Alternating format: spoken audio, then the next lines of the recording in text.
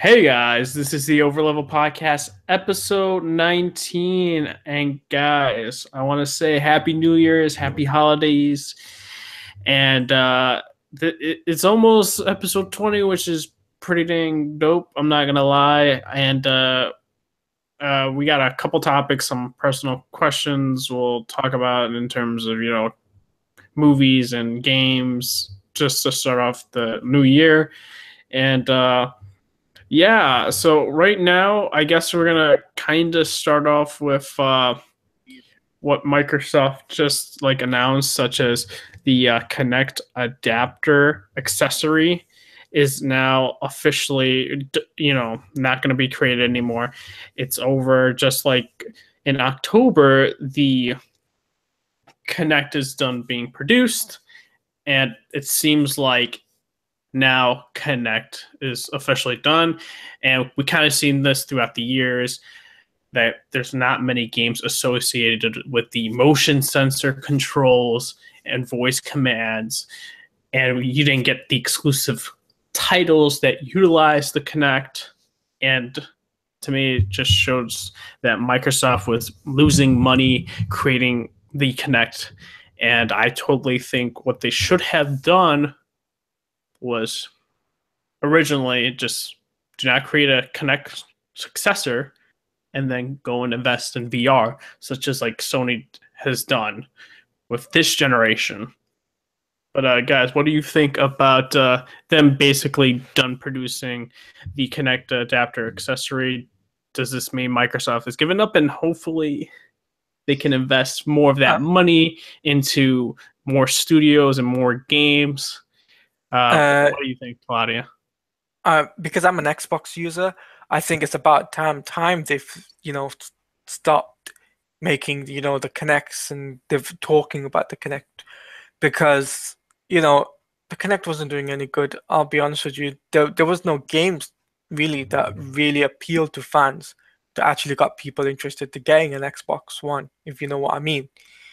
And with uh, with the fact that I think they could possibly push with them saving money, um, they could try something different. They could try some new, new games like AAA games, like what Sony has, if you know what I mean. Like Mm-hmm. you've got Hideo Kojima's project, which is Death Stranding, something like that along those lines, and that would really make sense, and it would really push out in terms of getting Microsoft back on the map and getting people more interested in buying their console.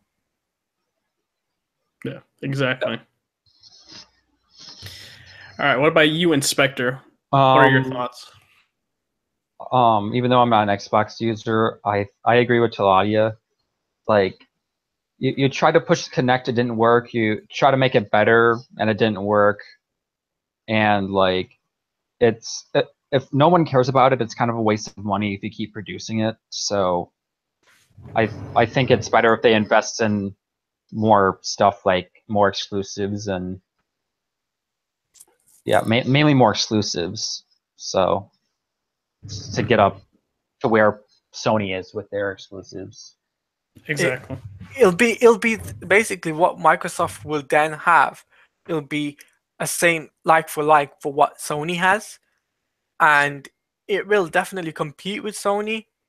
It just depends on what Yeah. Microsoft do in terms of what they're looking into now. Because I know we've got Sea of Thieves coming out, but will that last? I don't think so. Dude, Sea of Thieves has like no hype. Like, No hype whatsoever, and that's the only Xbox exclusive that's actually coming out this year. Yeah, and then they also have Crackdown 3, but that But game that's also no looks a no little. no hype, no Yeah, hype on both those games, and it's legit. It's like it's dead. That's the best way to explain it, and I think this is where Microsoft pulls the plug on the Connect. Stops about the Connect because the Connect really didn't do any good in the first place. hmm Even in the 360 stage, wasn't that good. yeah, and And then you got that add-on price, which made it $500 and yeah, American dollars instead of yeah, $400 for the PlayStation for Yeah, when it came to like the original launch dates for yeah, both those systems. back in 2013. Yeah, Mhm. and that's when that's what I thought. You know what? I don't want to connect. I was like, no, I do not want to connect when I got the Xbox. And I was like telling my brother this as well. Like, Xbox One with the Connect is simply a waste of money because we're not going to use the Connect. And to be perfectly honest with you, I was right. I was right about it because now they're pulling the plug on it, and they're not going to market it anymore. And if people have it, they're not going to be able to replace it or anything. You won't get a refund for it if Mhm. if you break your Xbox, if you know what I mean. Yeah, So I think it's a good thing they stopped making that. exactly. So we got some more Microsoft news, and it's not really some good news. It's bad It's news. Yeah. So Microsoft has pulled down a Player Unknown's Battleground advert from its social media channels after the creator of a fan concept complained about striking similarities to their work. And the Reddit user Maxter had created a concept advert for the Xbox One version of PUBG that garnered tens of thousands of views, then noticed that Microsoft's social channels had posted an advert with near identical ideas. You can see both in the gallery below, and I'm looking at it, which it seemed very, very similar. And then seeing no credit offered, Maxter pointed out the similarities on Reddit, which caught the attention of Microsoft's Larry Major Nelson a day later. And then, hey guys, Major Nelson said, I wanted to let you know that this is being investigated. In the meantime, our official channels have pulled down the asset in question. I'll follow up with the OP Maxter once I get more details. So there was no update that's been followed from either Microsoft or Maxter since that post, but it is what it is from there. And my really thoughts about it is it's not really good in the new year. You're already pulling down, advertisements for a game that's independent and a art that you didn't really create. And this is some interesting stuff because I don't understand what you know, Microsoft has tons of money, right? And they go into their advertisements. You pay somebody to create said advertisements. Why would your advertising people just go around stealing artwork? Doesn't make sense to me. I just don't understand how it kind of goes through the channels without people knowing. It's just lazy. The dude isn't even being compensated up from the advertisements. And as a person that would want to create something like that, it's very discouraging for people just to create something that they enjoy and then it being used for advertisements without any revenue for it. So that's really my thoughts on that because it's kind of messed up. It's quite a bit messed up, but those are my thoughts. What about you, Inspector? Um, I would say it's pretty messed up, and I don't think that's a great business, like a business decision done by Microsoft, and it was it's kind of a ripoff to that guy who made that advertisement, and like that apology or like press release by Major Nelson is kind of like a typical like apology, like it's being like I don't think it really means anything because it just sounds like a typical apology that an exec would write. But yeah, that was a crappy thing to do to that guy. Mm-hmm. Yeah. Exactly. What about you, Claudia? It was a stupid move, firstly, by Microsoft for taking that guy's fan art. That is something Microsoft shouldn't have done in the first place. And the apology thing, that sounds like they're trying to keep it hush hush because they're not going to say anything, after, give us an update because they're not going to say anything. I'll tell you that for something. Because look at it like this. PUBG on the Xbox is a big thing for Xbox users, but them taking a fan art without consent, it's kind of copyright infringement, and if the person who made it sues them, they're finished. You know what I mean? It'd be like, like for like. Here's the thing: Microsoft has the lawyers, so I don't think we'd Yeah, have a chance in court, though. yeah, No offense to that guy, but yeah, I, we'd have no chance in yeah, the yeah. lawyer I know what you mean on Microsoft. that, but like, if it wasn't that, if the lawyers wasn't that the case, if it was like a dispute between him and the original person and the Microsoft person who stole it in the first place, to be like, we just took your idea for the sake of it, but you know, we're not gonna give you any credit for it. I think they should give him some sort of, you know, profit to this fan art, if you know what I mean. Using it, and they should give some, you know, what's it called, marketing money towards that. If you think about it, because it's his fan art, right? Yeah. So he should be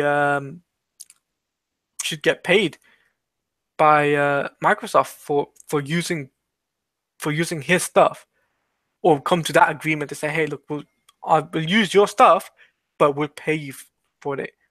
How much you want, as long as it's within a decent amount of thing, which I think would be a reasonable thing to do. But I don't think I think Microsoft will do that, but they won't say it, publicly. And I think that's going to be the case, because they're not going to come out and say, hey, we're doing this, because it's behind closed doors, like everything else. Yeah, exactly. All right. On the topic of PlayerUnknown's Battleground, so PlayerUnknown Battleground has set a new milestone of 3 million concurrent players on Steam, as PUBG, corporation looks to expand to platforms beyond PC and Xbox One. The milestone was revealed in a tweet from PlayerUnknown himself. Brendan Green posted Steam statistics to Twitter, thanking fans for the continued support. Over 3 million. Thank you all for helping us reach this amazing milestone. GG, WP, everybody. And so then clear the game's creators wants to go even further than smashing Steam's records. PUBG Corp CEO Chang Han Kim has revealed in an interview with Invest Global that he would like the game to become a universal media franchise, saying that the final goal would be to launch the title on every platform. So this is very interesting news, because a lot of I guess people on the Xbox camp saying that this game would just be Steam and Xbox. From these type of comments before, it doesn't seem like it. It's really like a very like super timed exclusive, like a small amount for timed exclusivity, which I think is very interesting, because it kind of throws that narrative out that's exclusive to Xbox, and it's kind of like, now really this year, or technically even last, so now they have less exclusives. So to me, it makes sense when you have a game this successful. You don't want to be restricted to one platform, and you're an indie developer. You just want to basically get the profits from every single, platform. And it makes sense. And when you have like a 70 million plus install base compared to a, I don't know, 30 million from Xbox, you kind of want to also go to that 70 plus million user base so you can rack up more money. And it makes sense. And it would be a dumb move if they wouldn't. But the CEO of his company knows best. So anyone trying to say that it's not going to go to a PS4, it needs to get reevaluated, because it is not a good business strategy if they were not to do so. Because they're not a first-party studio that Microsoft owns. And those are my thoughts right there. What do you think, Inspector? I mean, it's cool that they want to expand to get a bigger player base, but like Talia and I were talking like off air and saying how like it doesn't really run that well on Xbox. So No, it doesn't. It's let me explain it because I have the game, so I think it'd be better coming from a guy who's got the game on the Xbox.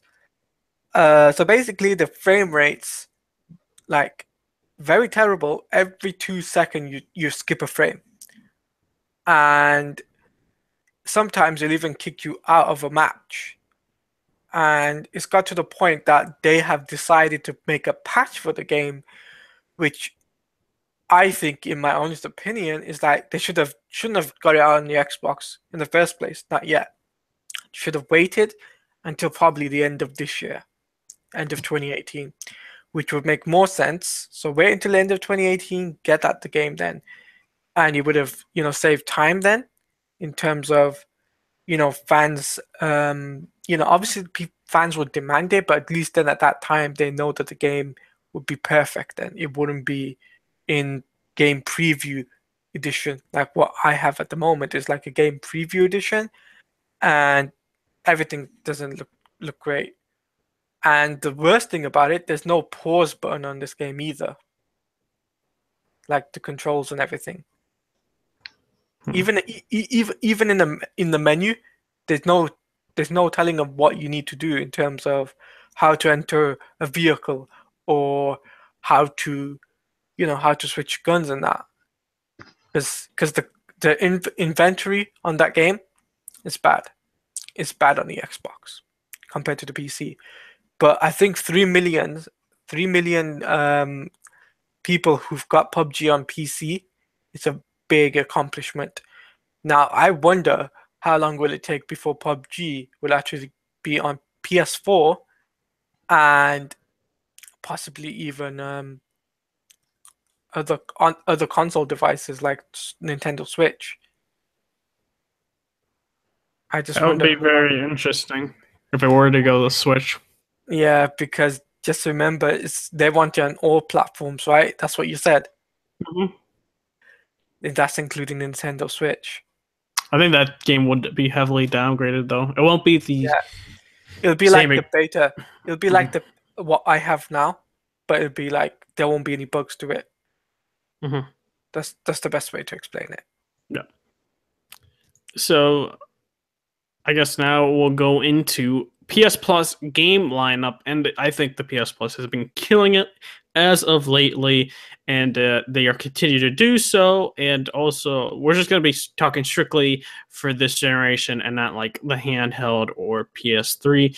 But so for PS Plus, they just announced for the lineup for January. It's going to be Telltale Batman, Deus Ex Mankind Divided, and I can't stress enough how good and how underrated the game is, and you guys should check it out because dude, it sold like crap though. yeah, that's what I'm saying, underrated. Yeah, I know it's underrated. I'm just saying like I haven't played it. The only reason why I haven't played Mankind Divided is because I haven't played Human Revolution. I really want to play Human Revolution. Yeah, so, I think Square Enix kind of screwed them up in a way, because yeah. think about it like this: they put in microtransaction when the game didn't need to have microtransactions, Yeah. and they put in a multiplayer, attacked on multiplayer that the developers didn't even create themselves, and they didn't want that in the original game. So it's very stupid to for Square Enix to do so, and I think a lot of people need to play this game and just play the story and see how they like it, because I felt so bad for the developers that worked on the game, because the game was good. It's just that no one went out to buy it, and Yeah. it's just a sad thing about it. And I hope PS Plus gives that opportunity for the games to shine. Yeah. And PS Plus tends to do that. We saw the success with Rocket League and other games with PS Plus, and hopefully we get that as well. And what else was for PS Plus for January? We check just in case. Telltale Batman.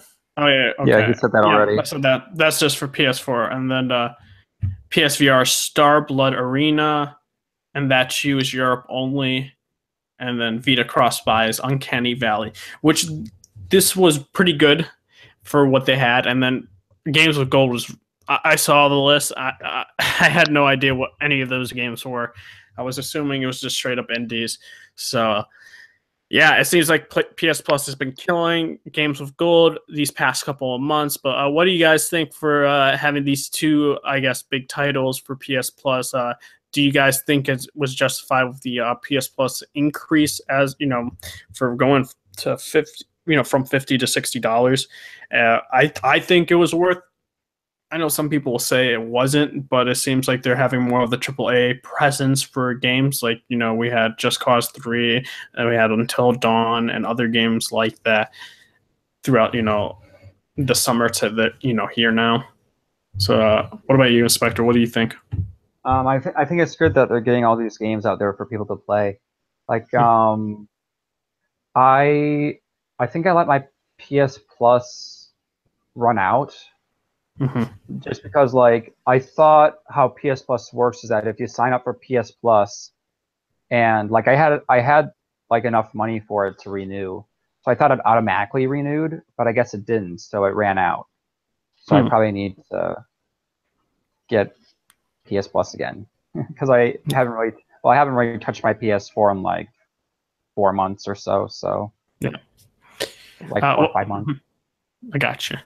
What about you, Taladio? What do you think about the PS Plus games? Yeah, I think the PS Plus games are great. Like what they've decided to, what games are going to come out this month are very good games. But I think there should have been maybe 1 or 2 exceptions, if you know what I mean, in terms of, the PS Vita stuff is good, but not great. Mm-hmm. I just think there should have been at least 1 or 2 more good games that should have been, for this month. What do you think compared to Games of Gold? Games of Gold beats it by a mile. By a mile. Because think about it, Games with Gold, they do a discount on things on certain games, but they're not good games. Yeah. I heard there was like no AAA games for Games with Gold now for for it being free. It was just like all indies, I think. All indies except you get like one game which is legit not indie, and that's it. Because I think I was reading something with Games with Gold that for January that I don't even think there was one that was AAA for Games with Gold in for January. Let me check just in case. Games with Gold January 2018, and yeah, we don't count any of the backwards compatible games.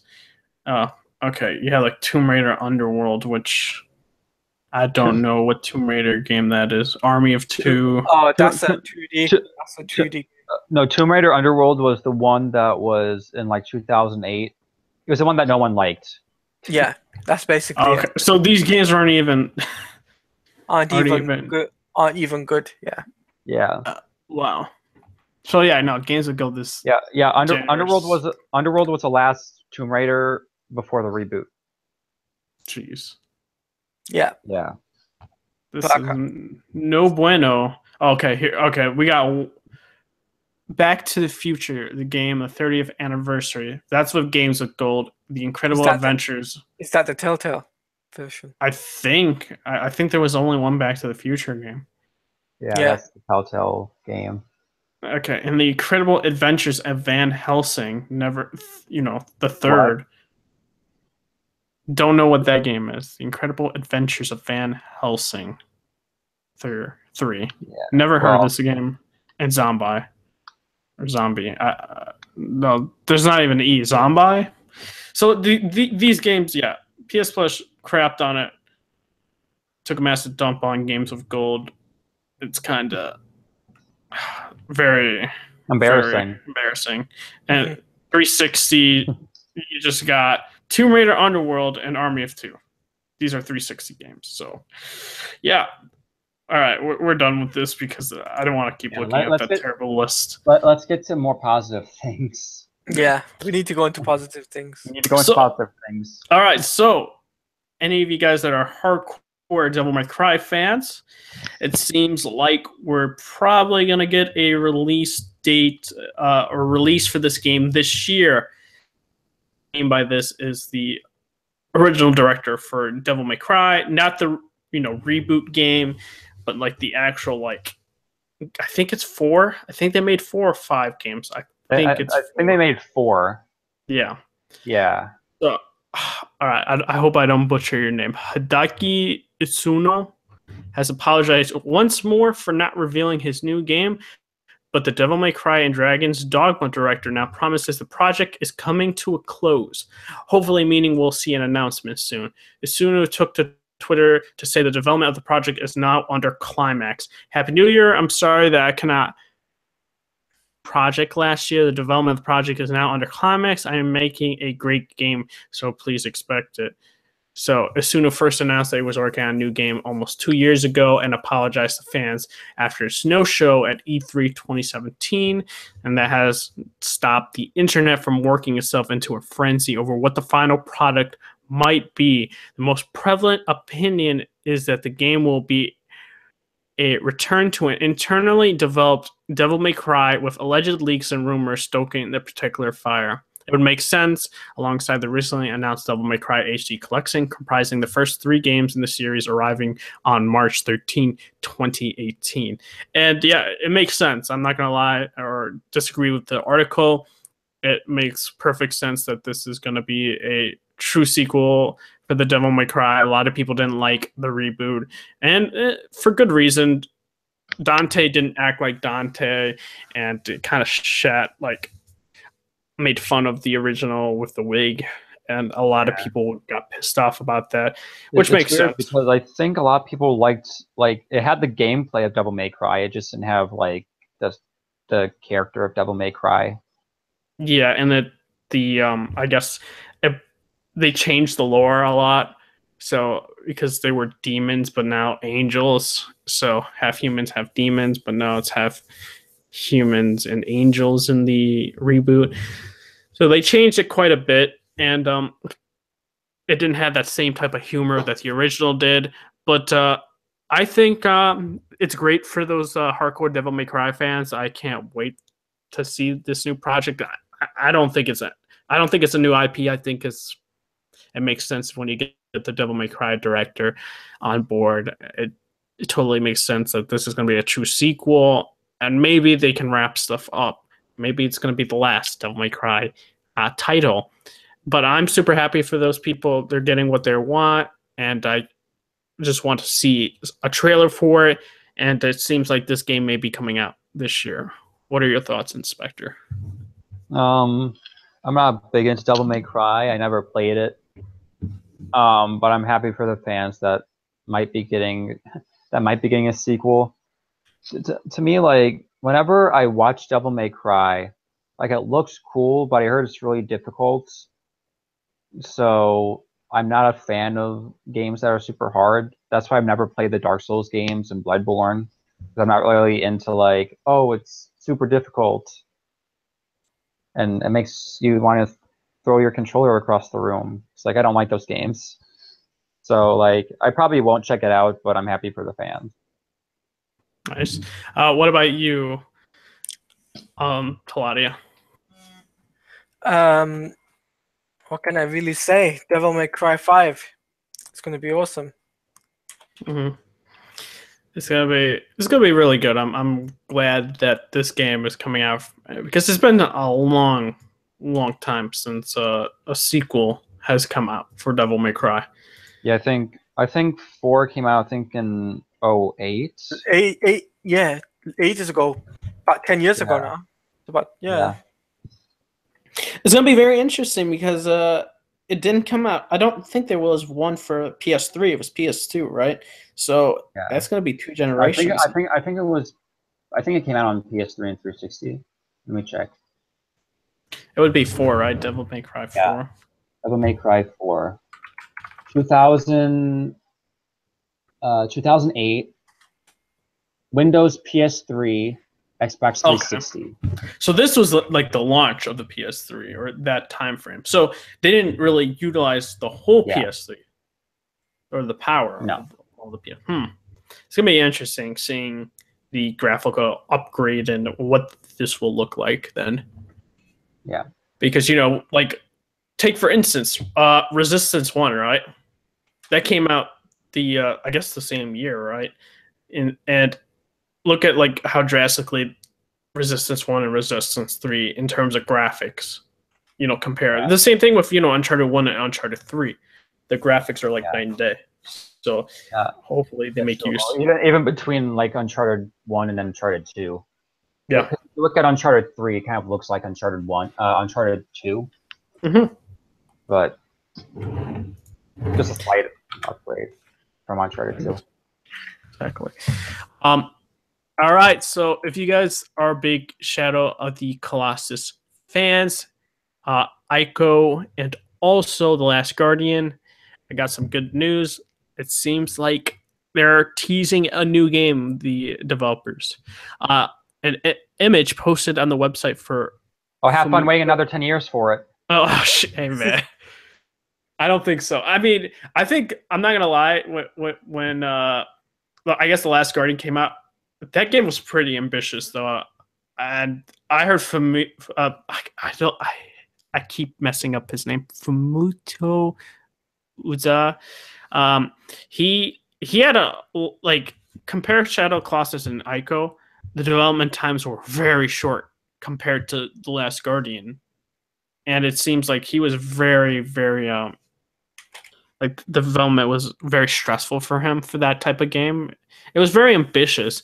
And we saw the development how the game went through, even though the game's still a good game. It had some clunky mechanics. But overall, the game was still good. It still had a good, nice character, dynamic to the game, which we don't get with many games. And I can't wait to see this new game. But so it's been speculation that it's a teaser for a new game from the creator of Ico, Shadow Colossus, The Last Guardian. Posted to celebrate the new year, the image below shows a girl on a stone altar staring at a mostly obscure giant figure. Neither figure looks immediately reminiscent from Udia's past games, leading some to believe that this is his studio's next game. And it looks very interesting looking at it. Like there's a stone altar and there's something on the right-hand side. And there was seemingly discovered text in the image's source code reading Beauty and the Beast 2018. This, some thinking this is working title. As pointed out on Reddit, Gen Design has been advertising for new job opportunities this year, implying active development is beginning on a new project since The Last Guardian shipped. A counterpoint, the girl character does bear a resemblance to the silhouette on Gen Design's logo. This could be more of an expressive image than a representative one.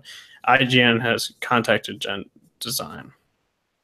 So we might not see the finished product for some time. It makes sense. The Last Guardian came out last year. So 2 years ago. Yeah, 2 years ago. Last Guardian came out 2 years ago. December 2016. So a little bit over a year ago. A little bit over a year ago. So no, we won't be seeing this game for another 2-3 years for this game to come out. It makes sense. And Beauty and the Beast is a work in progress. It's gonna be another 2 console generations before we get it. I don't think so. I think I'll disagree with you there because you think it'll be an Xbox One, PS4? No, it's gonna PlayStation 6, PS5. I don't think it's 6. I think this game looks very what? Supposedly, though, the PS5 will be out at the end of this year. I doubt it. I doubt it. Now, in terms of announcement, Like it'll be announced? I don't know. I think it'll don't be know. announcement 2019 Yeah, and then be released 2020. yeah. And I guess because there's another topic for About that, yeah. what has to do with something like that. But it looks very reminiscent to Ico in a way, and I think the overall theory is all these games are interconnected. You see Easter eggs in all these games, which makes sense So, because so the developers behind this are Disney. It's not Disney related, is it? no, it's not Disney related. No, It- No. it's related to Shadow of the Colossus. Oh, so it's And okay. like Ico and Last So Guardian. I thought it would have been linked to Disney because it's Beauty and the Beast and. No, that's a it's like working a title. code name. It's a code It's a name. code name. Oh, okay. Sorry, my bad. Yeah, Plus, they would no problem. have to pay a lot of money Yeah, to Disney licensing. to using Yeah. that title. Okay. I gotta say, like, I've never played any of their games, but I'm looking forward to playing the Shadow of the Colossus remake. Mm-hmm. So, I'm glad. like, Mm-hmm. yeah, I said I'm super glad that they made the it. textures a lot better. Mhm. It looks And like it's a remake, so it looked beautiful on PS2, but it looks even more beautiful on PS4. it's supposed to come out in a month actually Oh, nice. in February. I'll So probably pick it up. I'm gonna do the same. It's not a full price game. I think it's like $30 to $40. That makes sense because I don't think people want to pay full price for a game remake. that already came out Yep. like 15 years ago. Exactly. So I'm super excited. I know fans that love those type of games are super excited to hear about this news, and hopefully this development process isn't going to be as bad. I don't think it will. I think that Last Guardian was super ambitious, and that caused a lot of problems. But I think this game is going to be less ambitious and hopefully as good as the other games that he has made in the past. So, all right. I guess we're going to quickly talk about PS5 and Xbox, whatever. I don't know the title. Xbox 2. Yeah. I think. I don't know what they would Yeah. call it. They'll have So, to have something different. I think so too. Go I on. would say, so there's, I think Game Rant made an article, I believe, and this is based off of Dreamcast Guy. Check him out. I think he makes pretty good videos on some video game topics, and yeah, he loves the Dreamcast actually. And the Dreamcast was a good system, but plagued with so many other problems. But Dreamcast Guy says he knows a guy that is at Microsoft that believes that the next Xbox is coming out in 2019 and that they are terrified of the PS5. Oh. And Dreamcast hasn't really lied about stuff in the past. Like he's Welcome, been- Marvel DC fan. Welcome. What's up, Welcome. boy? Hey. What's up? Hey, I'm here. Yeah. Nice. Finally. Yeah. Sorry about that. I just kind of slept through like the last few hours, so. No problem. yeah. That tends to happen. Oh, man. Okay. So Dreamcast Guy, he never really lies, so there's no point in him to lie. He's kind of said some stuff in the past that has that has come true. I totally see it happening. I think this employee is speaking the truth. I don't think, as he said, he's gotten stuff right in the past that told Dreamcast Guy. I think though, I think it'll get delayed in 2020. And what I mean by that is because I think PlayStation is going to ride out this generation into at least 2020 and release their new system because they're at plus 70 million. Mm-hmm. And they want to get at least to 100 million, I would say. And then in that generation, and I think what PS5 will end up doing is backwards compatibility because it's going to be legit the same system architect. So it makes sense. It's like a PC. It makes sense for backwards compatibility. So all you're going to. It's going to be Yes. native. I assume it's going to be native 4K. Native 4K. People should by then have 4K TVs, which TVs will be priced around by that time, like regular TVs are, regular flat screen TVs. Yeah. And do I think that Xbox is terrified? I can see it. I think they're getting destroyed this generation, and they're trying to do what they can. And they made the Xbox One X, but they didn't even win the November NPD with a new system hardware, which tells you volumes. Well, when a company is desperate, they can make a great, they can make their products better. Mm-hmm. Exactly. So.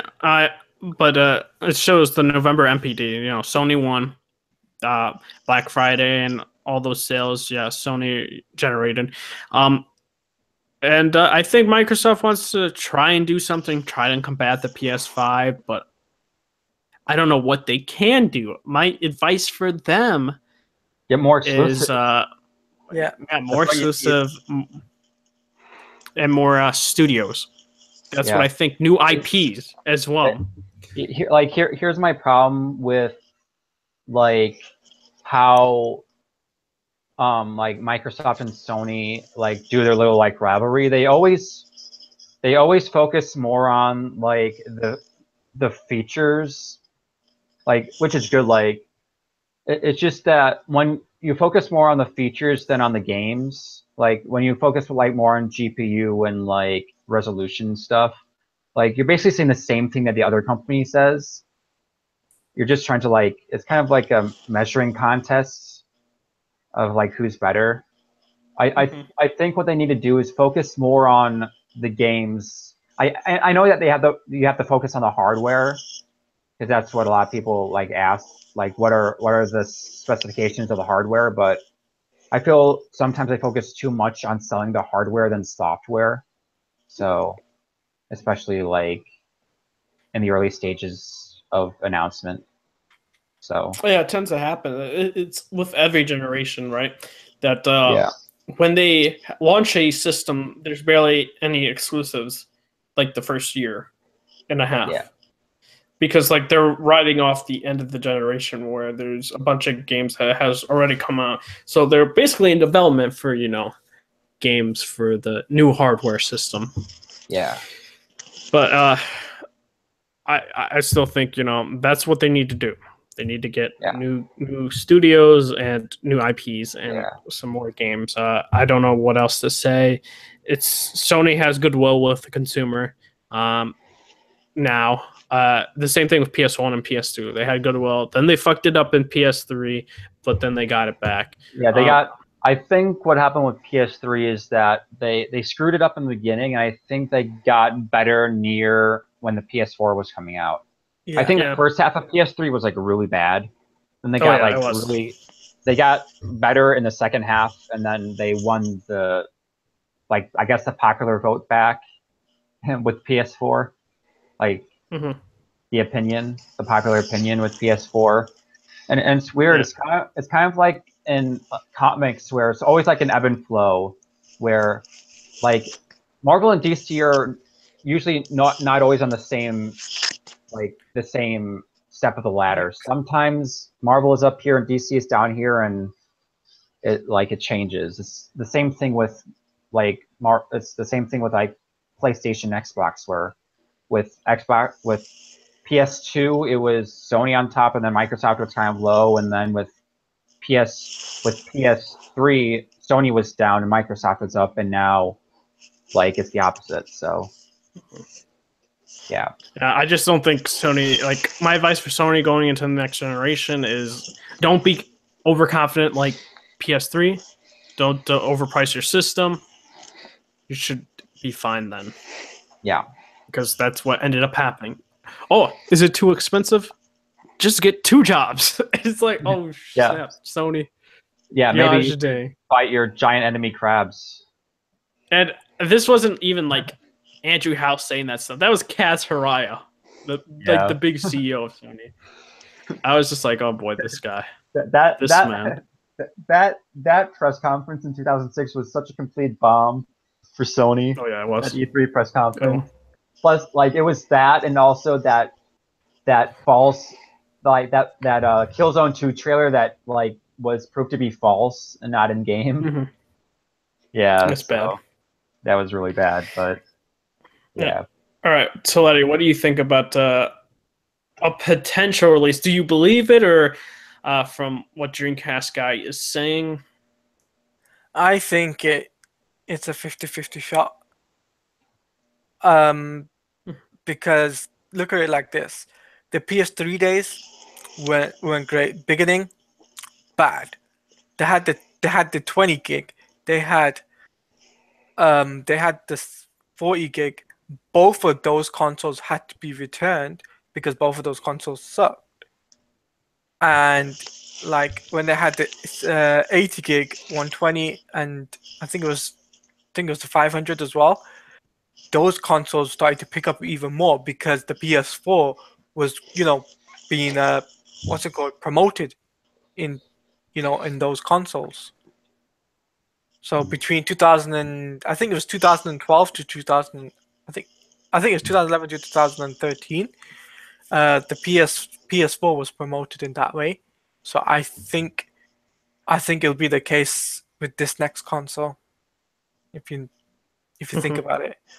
But overall, though, I'm not too sure it's a 50-50 call with Yeah. what that guy's saying, because you never know with the internet. I mean, if you look at it like this, do you remember the time when the Reddit, that not Reddit, where that 4chan guy said, "Oh, there's going to be a cover art for the Superman game coming from Rocksteady," and that never happened. So it's like that. It's a 50-50. You don't know. That's true. We don't know. I think it may end up happening or it may not. I think it might be a year later, but I think what Dreamcast guy is getting his info from, I think it's legit. You think it's legit? Okay. From what I mean, he hasn't lied on his YouTube channel, so he's a genuine good guy. If you see his content, I totally think that he has the right information. Granted, will it come out in 2019? I don't think so. I think it'll go in 2020. But I could be proven wrong. Yeah, you could be proven wrong. You could be proven right. I mean, I was proven wrong, so anyone can be at the same time. But what I think overall, though, is if you look back at the history of consoles, they've always taken up to 5 years to come out. Yeah. Mm-hmm. Well, usually console generation is around 6 years. Yeah, 6 years. I mean, we're getting into that time frame because what Yeah. it came out 2013. Both The only exception was PS2, which was like a 10-year lifespan before they stopped. Yeah, before they stopped. Yeah, 10-year lifespan. So they decided to change it and bring out the PS3 in 2006. but the difference is What, Marvel DC fan? I didn't see anything. Oh, all right. Yeah. That was me. That was saying. It was in 2006 that the original PS3 came out. Yeah. So I think, though, it is a good 10 years now. Not 10 years, sorry. A good 5 years since the last console was developed. So it's about time. But my worry now is games which are being developed right now, and currently in development, and if they're gonna be on new consoles or not. Yeah.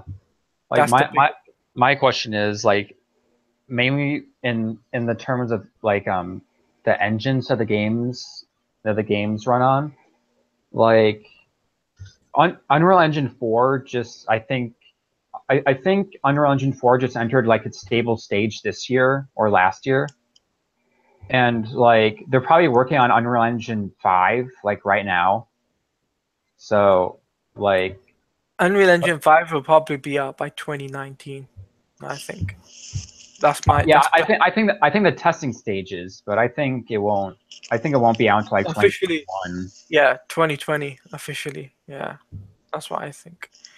But what about you, Marvel DC fan? What do you think? Your thoughts and opinions on this stuff? Um, Maybe we I mean, it's possible. I'm not expecting them to start marketing, start developing this, super soon, especially for Xbox or Microsoft's case, because they literally just put out another Xbox One console, and that kind of really didn't do as successful as they hoped for. So I'm thinking around maybe around 2019 to 2020 is when we should get the new generation of consoles, and kind of go on from there with the nice specs, and hopefully for both companies. I'm not really concerned that much for Sony. Good developers and some really high class games. So, Yeah, I agree with that. crossed. Yep, I agree as well. So, get some transition question, and this is for all of us, and this is what are you guys' most anticipated games for this year? Because this is a new year, of course, and I'll start off with saying, there's no particular order, of course. I'll go with and this can't be remasters or remakes. So I was gonna say Bayonetta 1 2, but I can't say it. But I'll say 4 if it comes out this year. Then the new Pokemon game if it comes out this year. God of War, Spider-Man, Detroit Become Human, Ni no Kuni 2, Yakuza 6, and trying to think if there's one more game. Red Dead Redemption 2. Yeah. And also there's one more. I said Detroit Become Human, right? Yeah. I think that's it. Monster Hunter, and I think that'll be my top games of 2018 that are most anticipated. Hey, if Devil May Cry comes out, I'll say Devil May Cry. But unofficial stuff right there. So, what about you, Inspector? What are the games you're looking forward to for this coming year? Let's see. I'm definitely looking forward to God of War. I am really looking forward to God of War. What else? Spider-Man.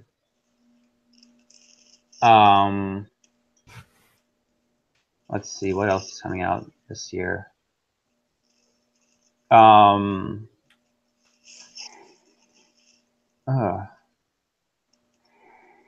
Man, it's kind of hard because there's not really a lot of games. I'll say Far Cry 5 a little, not like up there, but Far Cry 5 a little, Days Gone a little bit. Like it looks interesting, it just looks like another zombie game. But yeah, mainly God of War. That's the big one. Mm-hmm. Yeah. All right. What about you, Taladia? What are your most anticipated games for this year? Well, my most anticipated games is hard, really, because I don't have a PS4. That's the first thing. Hey, man, you could still put them on there, Well, yeah, if I don't have it, then yeah. In terms of PS4, though,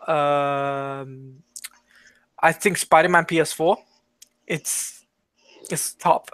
Alongside God of War, Detroit Being Human. Is it being human or becoming human? Detroit Become Human. Become Human. Mm-hmm. That is the one I'm interested in as well, because I'm really intrigued on how they're going to run with it in terms of how it interacts with other people. And I'm also intrigued by Shadow of Colossus. Mm-hmm. I would like to see that. And Red Dead Redemption 2, because I think that game, when the first game came out, that was a really good one. But when the second game came out, when it comes out, I think it'll be off the charts. It'll beat, GTA 5 without a shadow of a doubt. Yeah. Actually, my most anticipated game of 2018 is Half-Life 3. It's gonna happen. Oh boy. Yeah. Conspiracy theories right there. It's because Spectre works for Valve. Yeah, I That's work why for you said Valve that. secretly. Yeah, I He's a spy. I DM Gabe Newell daily, asking him questions about He's it. a spy. Oh shit. All right, Marvel DC fan. What about you? I think for me, in my top 5, it would have to be Bayonetta 3. That looks really exciting, and I can't wait to play that. I love Bayonetta.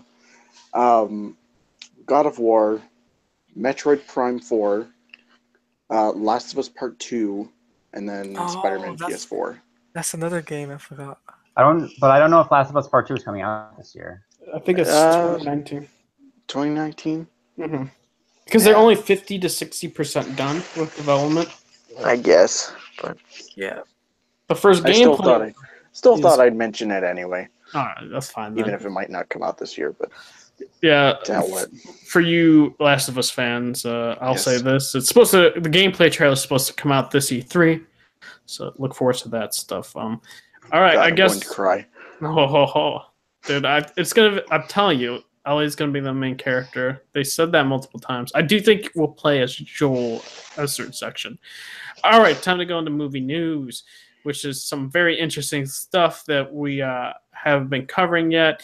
I guess we'll go into the smaller stuff right now. And so Bright has come out, and it's probably the most watched thing on Netflix so far, and all of its content that's been created for Netflix. And I'll say this: I said this in my previous video that I thought world building was good. I thought the character interaction between Joel and Will Smith's characters were like amazing. I think the action scenes were solid. Some were good, some were bad, and then story was not good nor bad. So I gave it like a 7. And if the also some cool Easter eggs. Got to see a dragon flying, not like super up close, but all the way in the back, which I thought that was cool. And the world building is like one of the most interesting aspects for this movie. So I'm glad that the sequel was announced. And what can I say? It makes sense. I think this is kind of the right stepping stone for Netflix in terms of their movie creation process. That they should get more movies like this. And I'm kind of glad that the writer is kind of gone for this movie. Besides David Ayer, of course, there was another lead writer, and there's no info yet on who the next lead writer will be, along with David Ayer. David Ayer is set to direct Bright 2. I think the movie will come out in like 2021, maybe 2020. And no, it makes sense, and it's good for Netflix. And I think it looked like a actual movie instead of a cheap movie.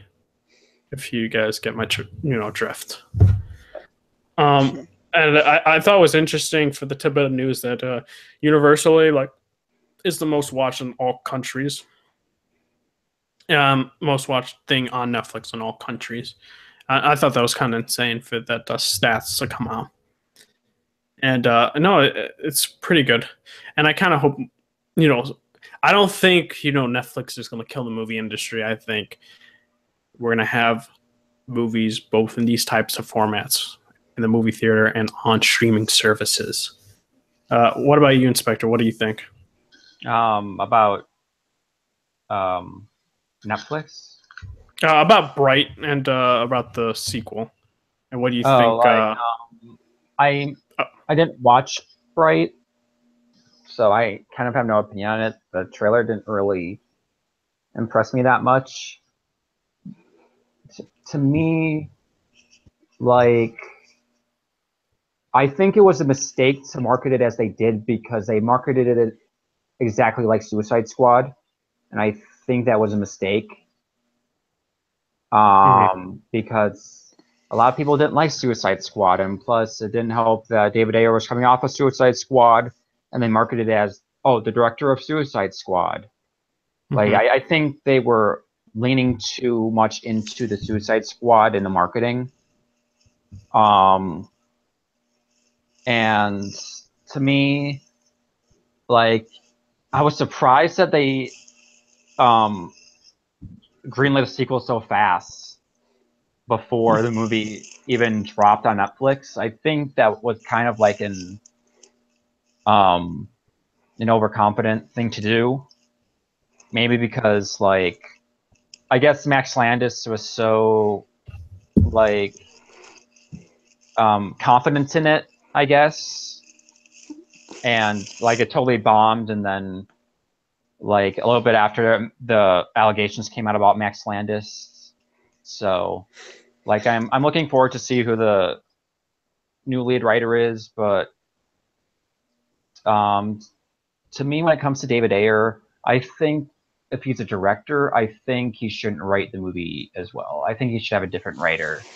I think he should direct solely and have a writer write for him. I agree with that. Yeah. All right. What about you, Marvel DC fan? Have you seen the movie? Or what are your thoughts on the stats that have been given to us and the sequel announcement? Honestly, I haven't seen the movie yet. I'm a little anxious to see it, so maybe in the next couple days I'll sit down and check it out. But I mean, it's cool that they actually greenlit a sequel for it, and hopefully after I watch it and see if I'm interested in how the sequel turns out. So, yeah, short and sweet. Nice. Yeah. All right. What about you, Taladia? I really am. Can you rephrase on what you said? I mean, What are your thoughts on Bright getting a sequel and, I think this mass appeal to it throughout all the countries on it being the most watched thing, On Netflix? most watched Netflix content on all the countries? I think it's a good thing. I think it's a really good thing in terms of Bright getting another sequel.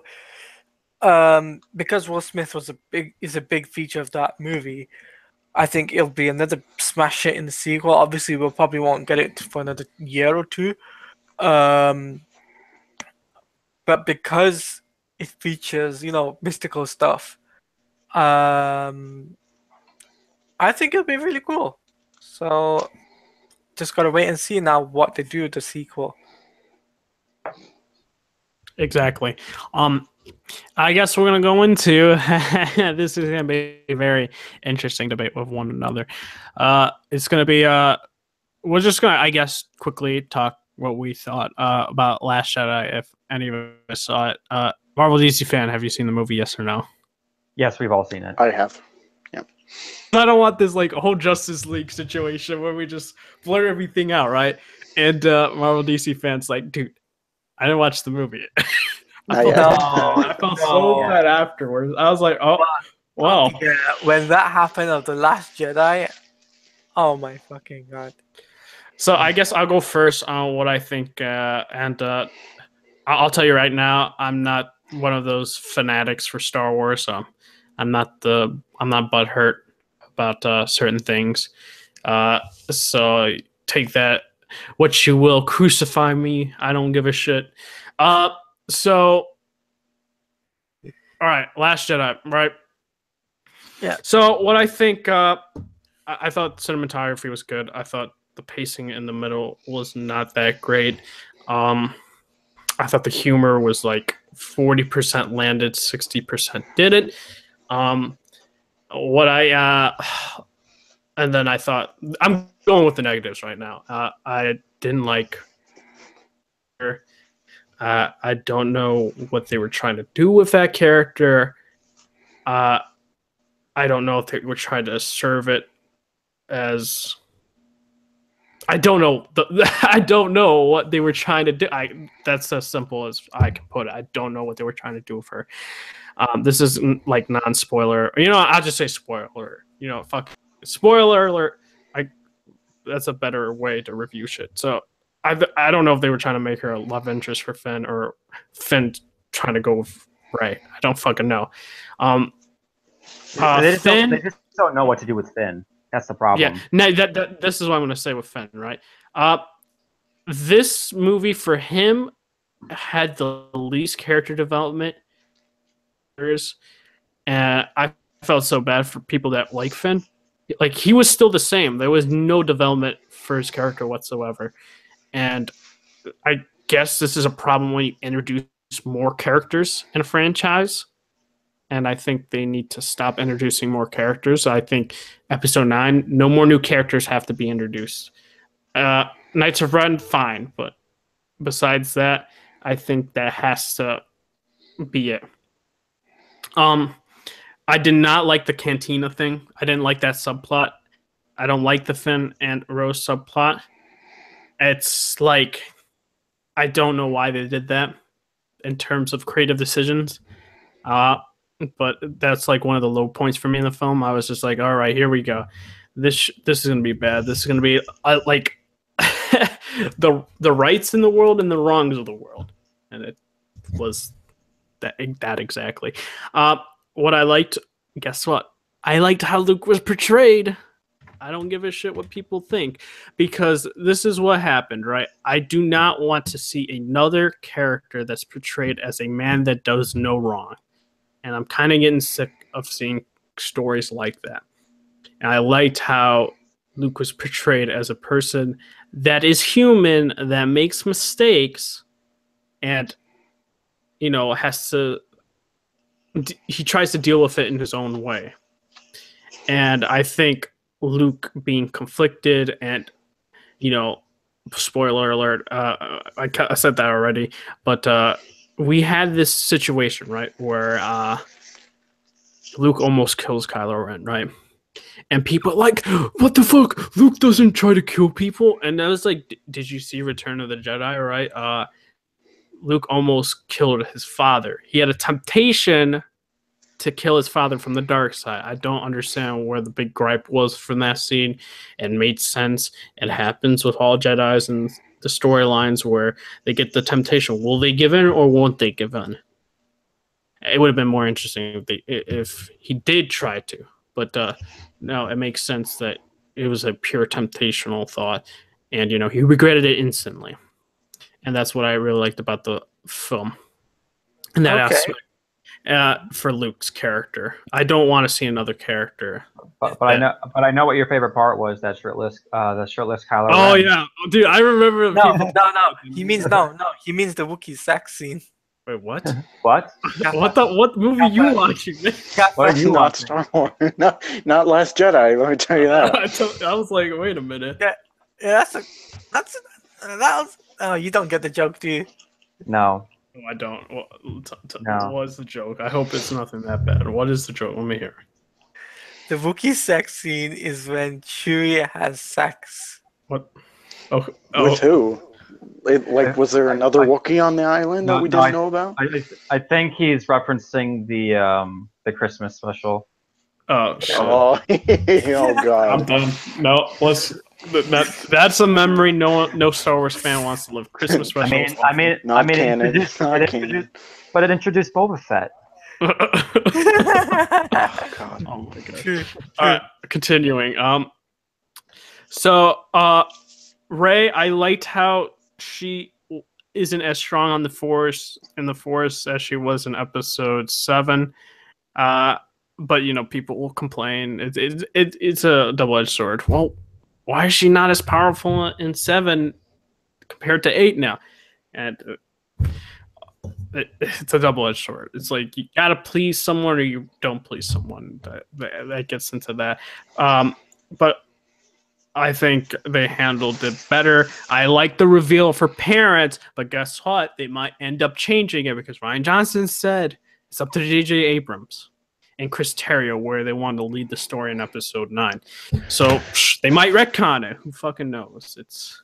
I think I liked it in terms of messaging. In terms of it makes sense, dude. She was in a planet that junkers, drunks live in. It made sense her parents were a bunch of nobodies that didn't give a shit about her. And I like that aspect that you, in this saga right now, that you can become something great even though you're a nobody. Whereas we had Anakin Skywalker is legit like the chosen one. The prophet. Some midichlorians. Midichlorians, man. I had the high level midichlorians. And I also liked in the film that Luke also called out the Jedi Order, and I fucking love it because guess what? I'm not. People will probably think I'm not a like huge Jedi fan. I'm kind of a Jedi fan and kind of a Sith fan, right? And I loved how they called out the Jedi Order, allowing Palpatine to rise in power. And I was like, yes, finally, because the Jedi's back then I fucking hated compared to the Old Republic. They were so ignorant and arrogant that they deserved Palpatine for taking over. But I like that aspect. I like the Yoda scene and made sense. But the funny thing is Yoda knew that the sacred texts weren't in the tree. Rey actually had them in the Millennium Falcon. You had to like really pay attention to it. It was like very like they kind of focus in on it for a couple seconds. She put something in there, and then she put something in there again at the end, and you see the text. So Yoda knew what he was doing. It was for Luke to really get over, his fear of this Jedi beliefs, where he needs to confront his past mistakes. And I really like that aspect. I say cinematography was good. The acting was good. Pacing in the middle was meh. I like the pacing in the beginning and end.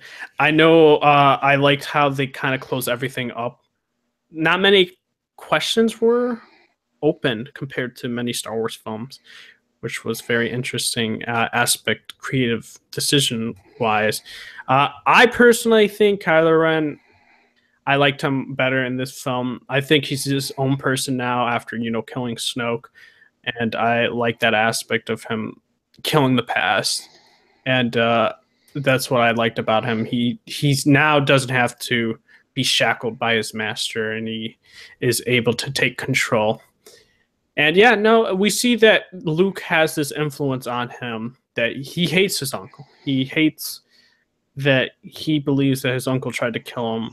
And in that aspect, it only makes sense why you would have a disdain for your uncle, that you're supposed to trust and stuff like that. I think the combat scene was cool. I really liked that aspect. I didn't think they were gonna have it that graphically like cutting somebody in two and their head off, and like that was very interesting. And I think Princess Leia, though, that scene was a bit too much Superman-esque. That's like one of the also. They called it. One of my coworkers called it the Mary Poppins. Yeah, I was just like, I'm done. I was like, what? I know what they were trying to do, but like it just didn't look good. I don't know. Maybe it's the way it was shot. It's like, I don't know. They could have done it in a better way. You know what, though? Because I watched the movie again, and I remember I got to that part, and then instantly I just remember the Superman theme. Yeah, exactly. In my head. Exactly. So, what else can I talk? I already talked about cinematography, the practical effects. I thought the practical effects were good. I kind of want to see some more of that dude that had the stammer. I thought he was an interesting character, and I kind of like how they introduced. What do you think about the Porgs? I mean, they just remind me of Ewoks. I don't like Ewoks, so take that what you will. Yeah. The Porgs just remind me of Ewoks, so I know what they were trying to do, merchandising for that. To me, just they're birds. Yeah, they needed their baby Groot. Yeah. Trying to think. I think I went over. I think you went over everything. Who's Del Toro's character? I think that he should be in the next episode. He was the thief. The thief. Yeah. Yes. I think he was. I was about to say the pilot, but that's from Rogue One. Nah, He's the pilot. Where's the pilot? No, I think he's a good actor, and I really liked his how he portrayed the character. And Captain Phasma won off.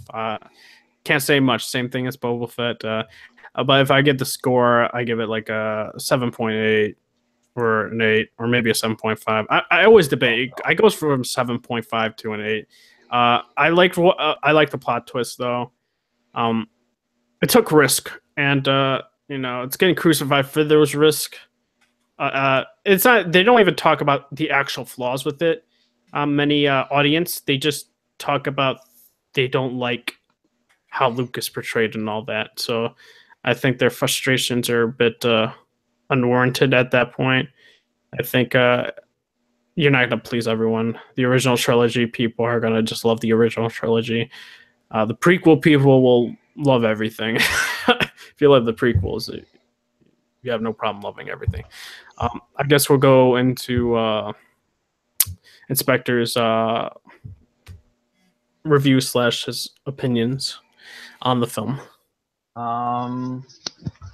I thought it was fine. Like I'm not really enthusiastic about it. Like I'm not really a big Star Wars fan, so I'm coming in. I've only seen New Hope, the prequels, Force Awakens, and this. So, to me, Quick question. Yeah. Do you think sat through the prequels? Dude, oh shit! Dude, I was like 5 years old. Okay. Like. Okay. So some hardcore Star Wars fans, right? I want to ask you this question because you watched the prequels. They said that The Last Jedi is worse than Attack of the Clones. Do you agree with that? I mean, I haven't seen Attack of the Clones in like 8 years, so I can't really say anything, and I don't think it's... fucking watch Attack of the Clones. I can guarantee you. That shit made me sleep every single time. Yeah, like the only scene that I like from Attack of the Clones is the Jango Fett, like the scene with Jango Fett.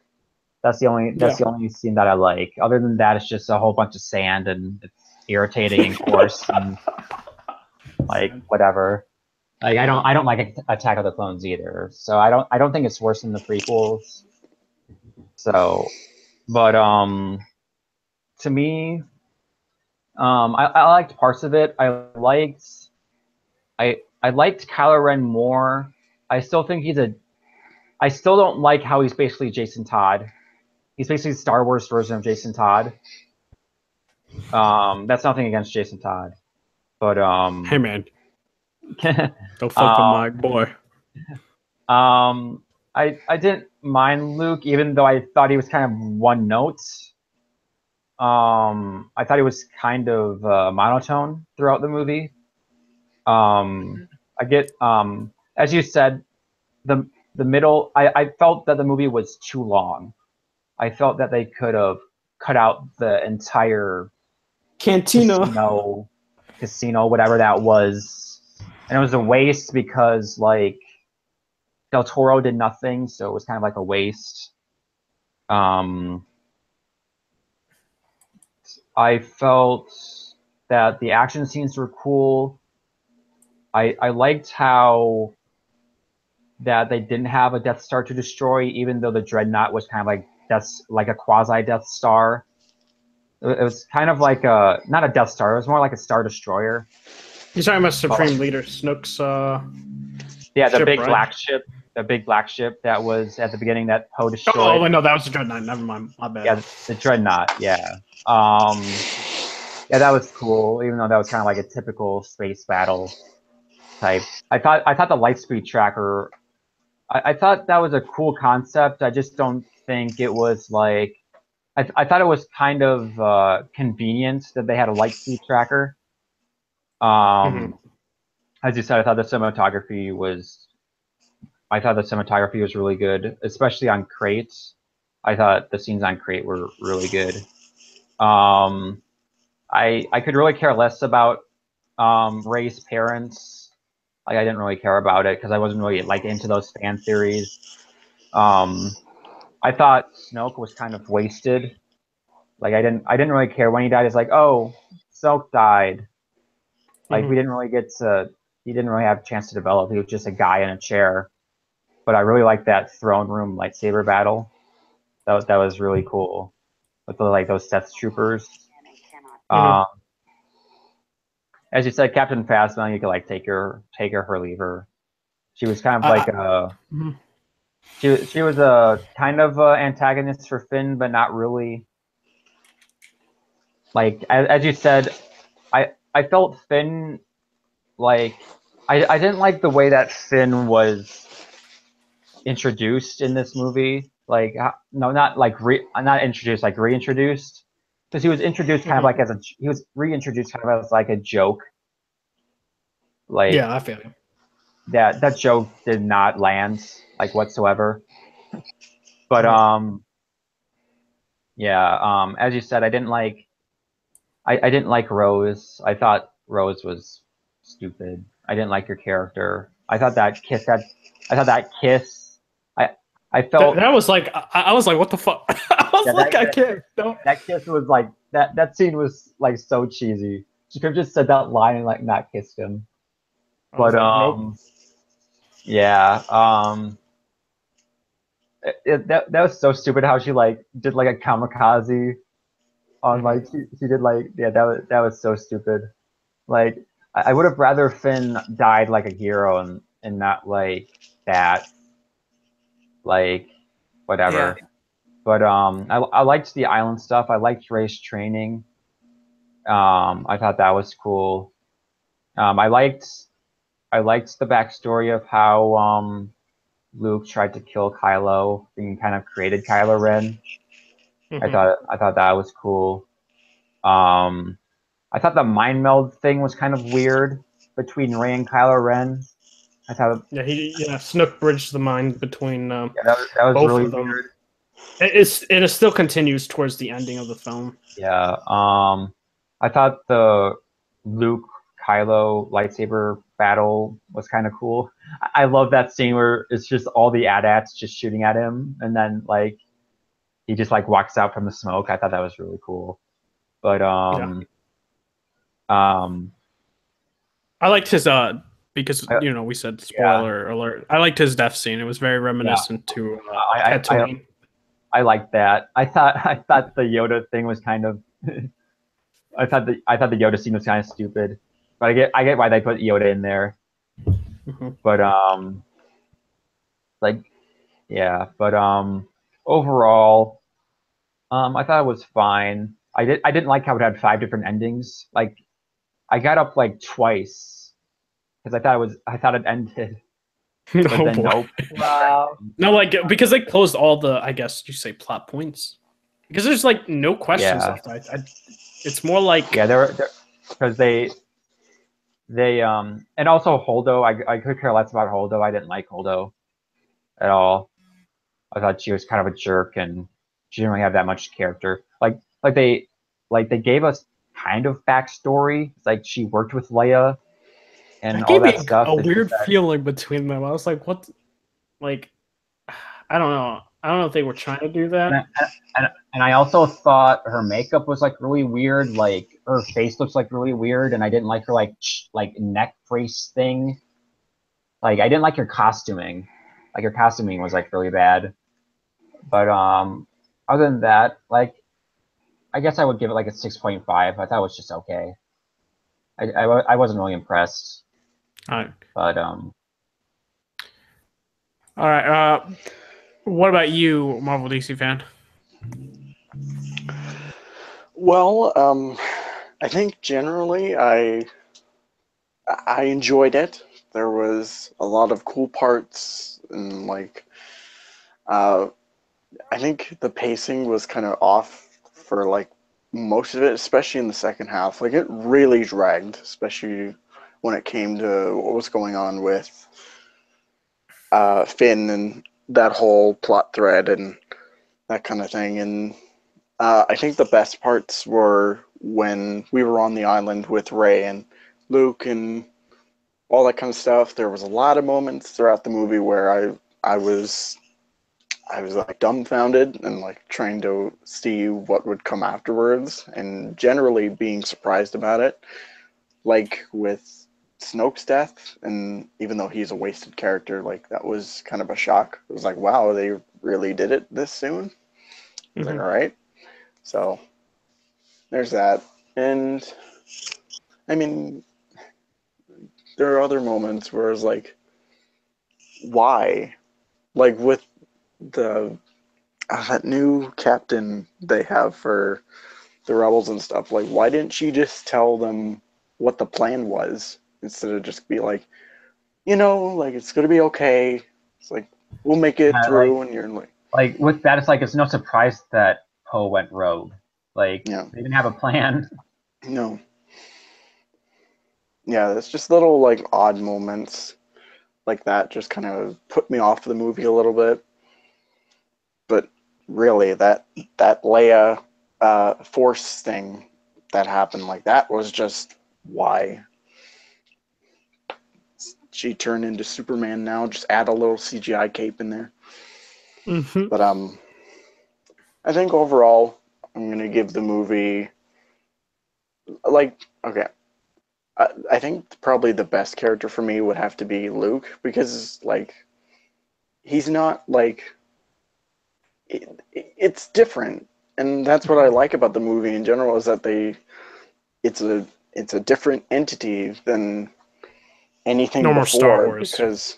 because like Force Awakens, it was good, but most of it was mostly A New Hope, like kind of just repasted and put it back out there. But like Hashtag not my with Luke Skywalker. yeah, well, bold statement there. But and you thought that like when you're going into Last Jedi, like you thought you were gonna take a lot of plot points from Empire and just make that, but no, it was different, and that's what I think I enjoyed the most about the movie. Yeah. So if I had to give it a rating, because I'm generous, I would give it an 8. Okay. So, yeah, it seems like, I don't know. It seems like we didn't care that they went in that type of direction for Luke Skywalker. No. So that's very interesting. What about you, Taladia? Well, I've got mixed emotions on this Star Wars Battlefront 2. It's not Star Wars Battlefront 2, sorry. Star Wars The Last Jedi. Basically, it's like it was supposed to be originally a Skywalker movie, right? The first 6 movies. And then 7 and 8, it changed.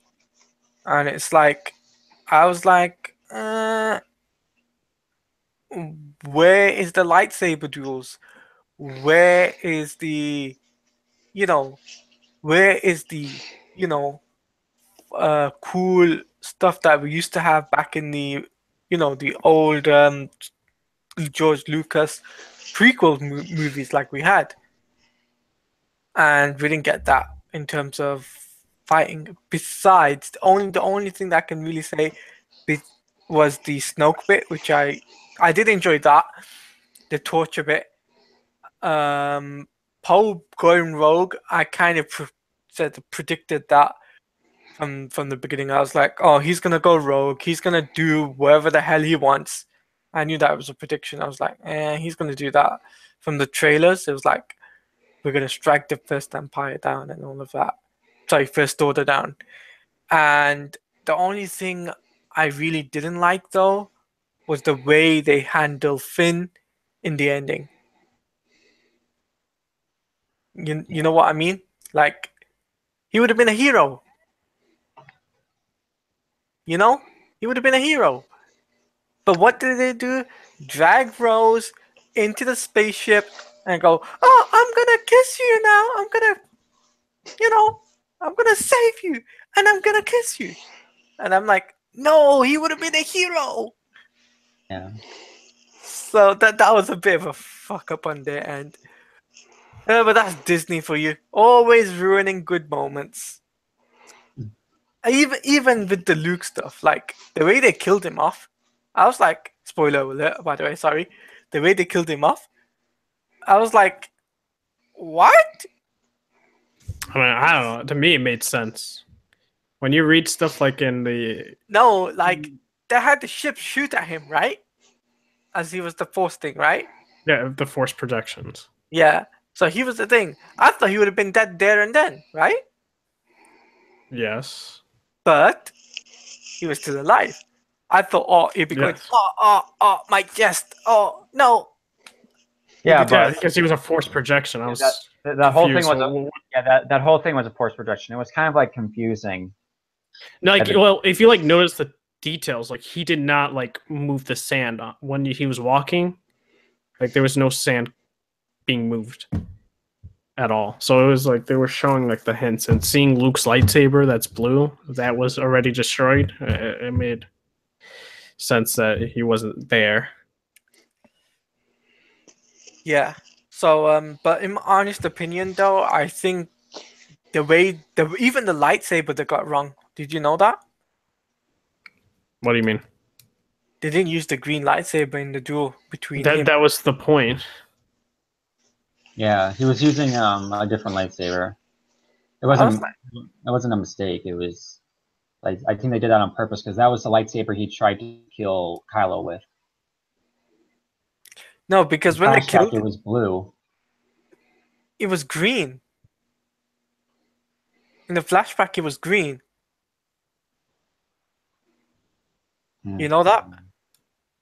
In the flashback, it was green, and then at the end, it was blue. And I was like thinking, what? I think the whole point for him using blue was to show that it was symbolic and there was a reason for it, the intent for, because Kylo was super interested in asking, Darth Vader and all that. You saw where and what, Force Awakens, like he's like, Yeah. this lightsaber is mine, and they go into all that shit, and then when it was broken, it was showing that once he used it, that this scene, there's something more going on, and it made sense. They were hinting that he wasn't really there, and it made sense to me, creative wise, why in two ways, because they were throwing those little hints he's not there, and also showing that he's this primal Luke that we had back in A New Hope / Empire Strikes Back. That's what they were intending with the scene. It wasn't because they didn't. But I think though, towards the end, like really at the end, after what happened to Luke, the binary sunset theme, that was the awesome bit. Yeah, that was cool. That was pretty cool. I have to admit that is something I said. You know what? That is something I thought that George Lucas would have done if he was directing the movie. He would have done that in a way. But there was a lot of hints though towards the prequels and the sequels as well, such as Obi-Wan Kenobi's the way he died, if you can remember. Yeah. The way Salem McGinnis did that pose, even like this, and that was it. So I think it was, but overall, man, I think it was a good movie. I think it's the third. I think is it the third or the second highest gross movie 2017? That's number one. It's number one. It's number one. Damn, I thought. Yeah, we'll talk about it once we're done with this review. Okay, but overall, though, I would give this movie review a 8 out of 10. Mm-hmm. Just on the basis of it being cool, and I'm a Star Wars fan, yes, but it's just that the only negative thing I had to say, there was no lightsaber duels. That's all. I want to quickly say I will be making a video on if Star Wars fans are probably the most toxic fans in history, and what I mean by that is Hardcore Star Wars fans. That's what I mean, compared to DC and Marvel, like the fans over there aren't as bad as the fans in Star Wars, and we're seeing that as a direct result right now. So I guess now we're gonna go into the Last Jedi and how much it's made and stuff like that. And give me a quick sec.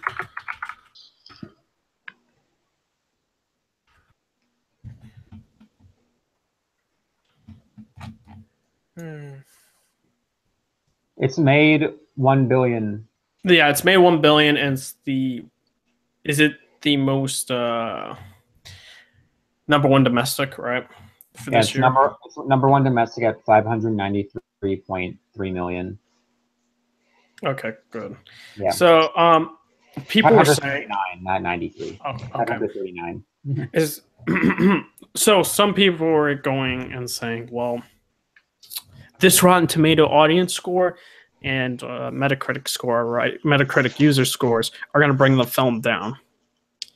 And I was seeing a bunch of videos on this actually, and I was thinking they were like, "There's no way this movie's crossing $1 billion after this."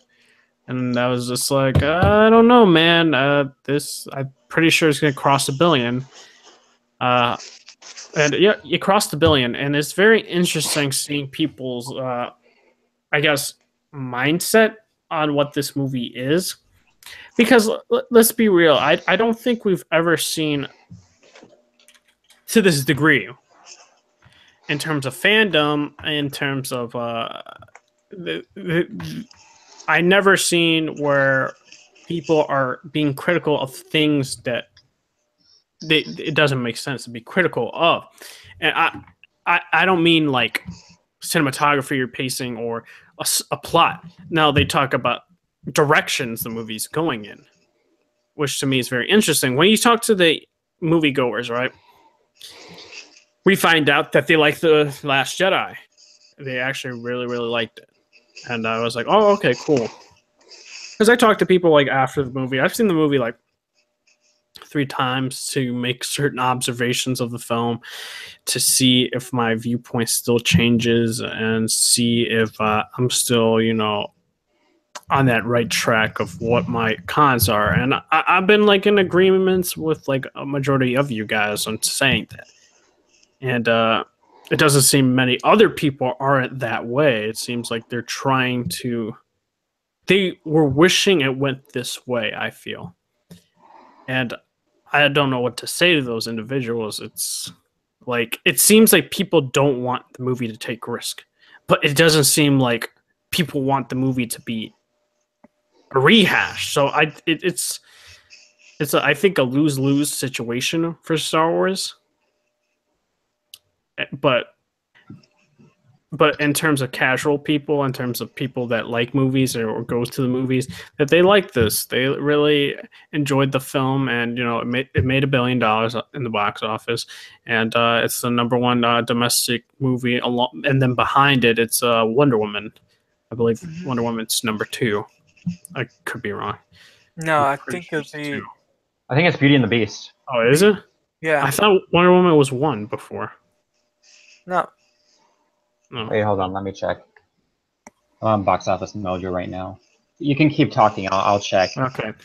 But in that regard, like, it's I don't know. The Star Wars fandom is getting to this boiling point where they'll never be pleased. And I guess we'll go around talking about that while Inspector looks up the numbers, because we'll end off talking about those projections. Yeah, Star Wars, then Beauty and the Beast, and then Wonder Woman. Okay. So Disney has had like 2 movies that have made a lot of money for them for this past year, which is insane. And what do they have? Lion King this year or next year? Next year is Lion King. Next year, 2019. What do they have this year? Don't give me that stupid Wrinkle in Time. That shit looks bad. Incredibles 2. Okay. Incredible. Well, that's Pixar, not Disney. Same thing, though, isn't they it? have Wreck-It Ralph. Okay. I don't think it'll make $1 billion, but I think it'll do some numbers. Yeah. I don't know if anything Disney will do. Technically Infinity War is Disney, but that's Marvel. If you're talking about like just Disney proper, then I don't know. Okay. So I guess we'll go in. A Marvel DC fan. What do you think about the projections, and what do you think about the Star Wars fandom in general? I was a little surprised that it actually managed to get over $1 billion, but Star Wars is a hot property right now, so it makes sense. Like, people love Star Wars and Disney, and they make a ton of money each year, so there's that. And I think when it comes to Star Wars fandom, it's starting to get really toxic. I don't think it is probably the worst. I still say that the Sonic fan base is honestly the worst when it comes to I feel you there. anything. But with how the direction of the franchise and how it's going now, like it's starting to really get out of control, and like, and that's the case when it came to Last Jedi because, like you said, they don't want it to be a rehash, but also they don't want to do anything that's like Risky. that's too bold. Yeah, too risky. Mhm. So, like, so what do you do? But I mean, that's just fandom in a nutshell. It's like you said earlier, like you can't please everybody. So. Okay. What about you, Inspector? How do you feel about those projections, and what do you think about the Star Wars fandom in general? Since I follow, since I do follow like a handful of hardcore Star Wars fans, they're not as toxic as the entire fan base, but I think like because the fan base I would say for Star Wars is really toxic, probably up there with like the DC fandom. Well, like the problem with saying that the fandom is toxic, uh, it's kind of unfair just because it's such a small percentage of the fandom. That's true. Yeah. Maybe yeah. Because like with the DC fandom, like if you look at it, like I guess you can call them the shills, I guess. But like the shills in terms of percentage with just like regular DC fans is like really small. Full, but it's like really small. Um, Kind of same thing with Star Wars. Like there's this Twitter account called like Restore the Republic or something. You've heard of that account? Or it's I called mean, I just heard about it now. I think that's a funny username. yeah. It's called and their at name is I think Resist Disney. Oh my god. So they hate Disney and they hate what Disney has done with Star Wars.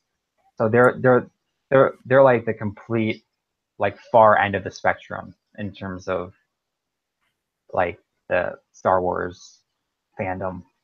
But yeah, like I'm actually not surprised that like it reached 1 billion.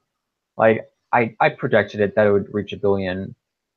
It's definitely not going to reach 2 billion. Like No, there's no it's chance not. to reach 2 billion. I said like I Um, think in a couple podcasts like the thing's never gonna reach the same amount as Force Awakens. It's Force not gonna Awakens, reach 2 billion. because Force Awakens was kind of just like a cultural phenomenon, just because like it's Star Wars and everyone was so hyped that it was coming back. And the Mhm. problem with the fan base is that like you get two completely opposite sides of the spectrum, both with Force Awakens and with Last Jedi.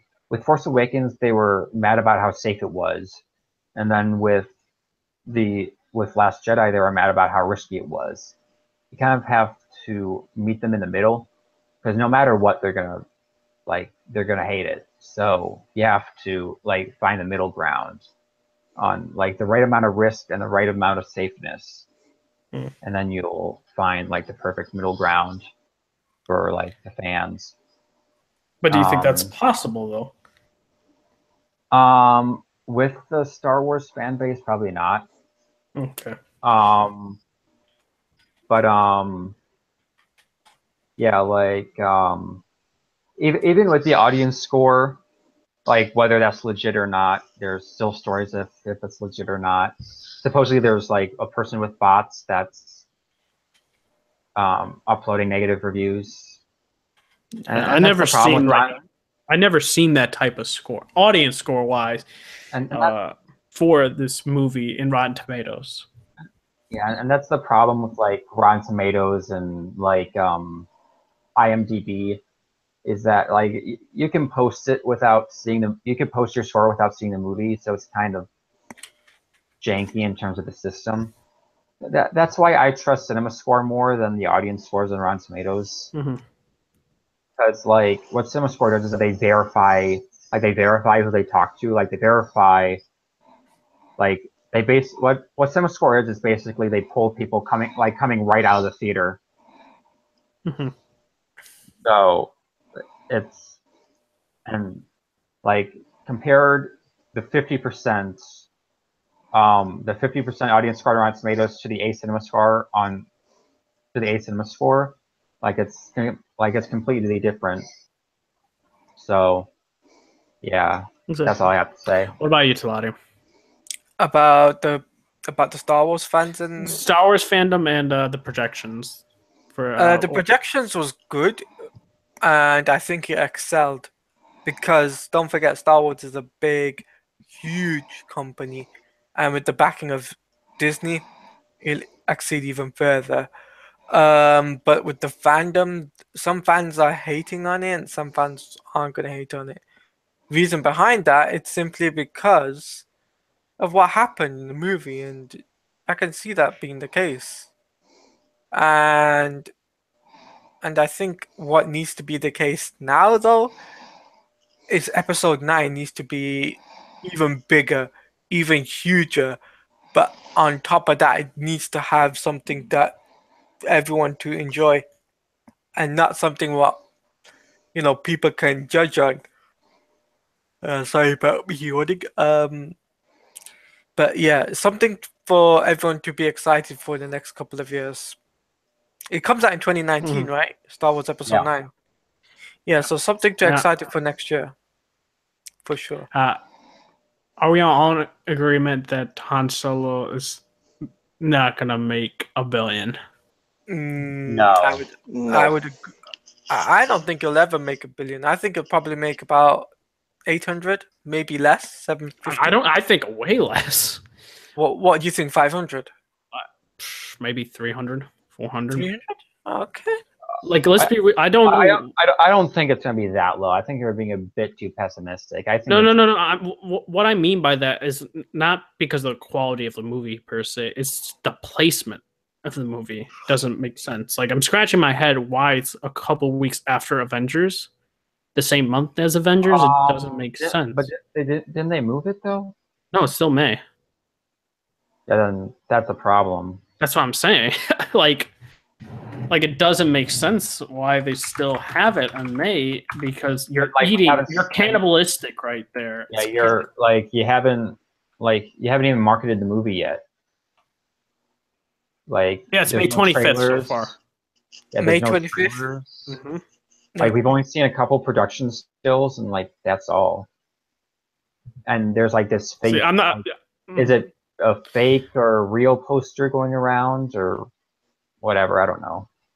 I mean, could they, push it back? Yeah, I think they should. I think it should go along the lines of like June, July, or even push it to like December. They'll push it back. But it doesn't make sense. That's why I'm saying I think it's not going to do that great in terms of placement. I'm not saying in terms of quality or in terms of no one is asking for the movie. That's not my reasoning behind it. It's just like, why May 25th? Why? It doesn't make sense to me. You're riding off the heels of. It's because it's Disney. Think about it. But Disney, I don't know. It doesn't make sense. And the problem is that not only is it coming out 3 weeks after Infinity War, it's also coming out a week before Deadpool 2. So that's the problem. Like, it's kind of like the Planet of the Apes situation, where that was terrible placement. And that's why the movie underperformed. Like, you don't put your movie in between Spider-Man and Dunkirk. Like, you don't. That was a stupid idea with, like, in terms of like Fox's placement of the movie. Yeah. That was a stupid idea for Fox to put it in that placement. Because that's like, in terms of like, what movie do you have to see? Do you want to see Avengers? Do you want to see Deadpool? Same thing. Do you want to see Spider-Man: Homecoming, War, or Dunkirk? I'm able to see all those movies because I'm able, because I'm not that adult have Movie Pass. Yeah, the movie pass too. Hey, but I'll be honest with you though. Just like to cut you off though. I think it was a dumb idea from Disney, and that because what they're doing is look, they say, oh, because the hype up for the Avengers Infinity War, they're probably thinking, all right, we'll add Han Solo to the mix and probably make even more further money to this stuff. And in my opinion, though, it's like no, because Avengers Infinity War will be so much excel because it's been hyped up since what, D23? Yeah, since that. Yeah, It's since been, it's D23. it's been hyped up since it was announced. Yeah, that's true. Yeah, so Oh, it's been hyped up since then. And the Han Solo thing, there's not been a trailer for it. There hasn't been a teaser poster for it. There hasn't been nothing. And to be honest with you, I think Disney have done the wrong thing here. I think the pushback's needed. I think they need to push that. It needs to be pushed back at least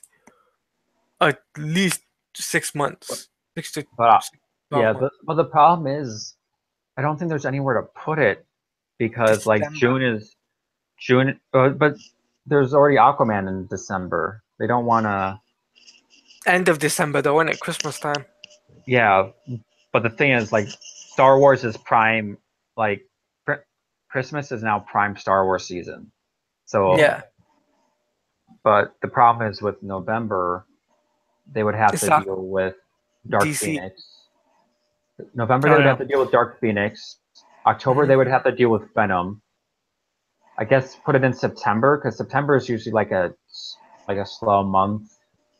But we all know what Disney are like though. If they're gonna push it, they'll push it back to December.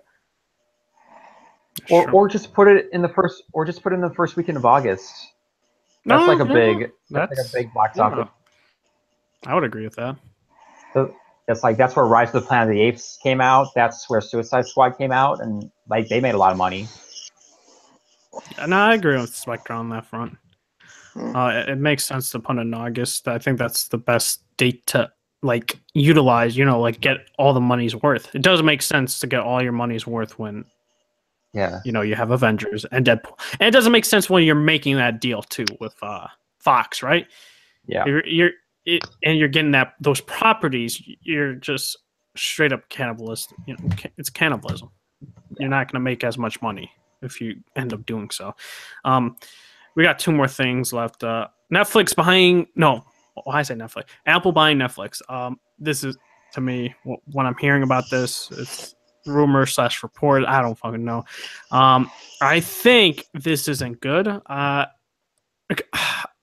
guess you can say I don't like Apple, and it's not for the reasons. I'm not like I'm an Apple hater or something like that. I think Apple doesn't have vision left in terms of the products they create, and in terms of, I think after Steve Jobs died, they don't know how to innovate. And they water down the products that they obtain, like Beats. And I think for Netflix, they should refuse and not do it. I think that they're doing fine on their own. And I think that I feel like it's going to be a watered down experience if, Apple obtains Netflix. And then I have that feeling that it's going to be only through Apple products because Apple Music and all that stuff is through Apple products. It's just going to be expensive. Just put it like that. It'll be twice as expensive what it is now. Yeah, exactly. And I think Netflix is doing their own thing. They have shows coming out. They're having movies come out. And I think that it'll just be beneficial. The problem is with Netflix is that Disney is pulling all of their properties off of Netflix to put them on the streaming service. Mm-hmm. So that's going to hurt Netflix a little bit. Oh, yeah. I mean, yeah, it's going to. I agree with that. I don't think to that point that they need to sell to Apple. Yeah, they're not. They're not going to sell to Apple. Like I don't think anyone wants to sell to Apple. Like Apple's going to try. Apple's going to try to buy them, but I don't think it's going to go through. Just because Netflix is worth so much. Like, isn't it worth like probably near 100 billion? Something Netflix. Like that. Yeah, and like as you said, it's just going to be watered down. So, like to me, I don't think this is a good idea. Okay, so it's saying Kramer says Netflix should be worth way more than its $80 billion plus market value. Jesus. So, yeah, I guess. What about you, Marvel DC fan? What do you think about a potential buy, and do you think they should or shouldn't? Honestly, like, I don't think it's really gonna pull through. But like, that's all I gotta say about that. So, Yeah. What about you, Saladio? What do you think? What are your thoughts on that? What can I really say? If Apple purchased Netflix, right? I think it'll be a mess up. But it hurts a lot though if Disney takes over Netflix as well, in terms of more shows, right? Yeah. But I think that there needs to be a point where there's a limit to certain shows you can have on Netflix from Disney. It's like it's the same thing with DC and Marvel. Like they can only do so much. So they have what's it called, Defenders. They have Iron Fist. Daredevil. What's his name? Luke Cage. Luke Cage.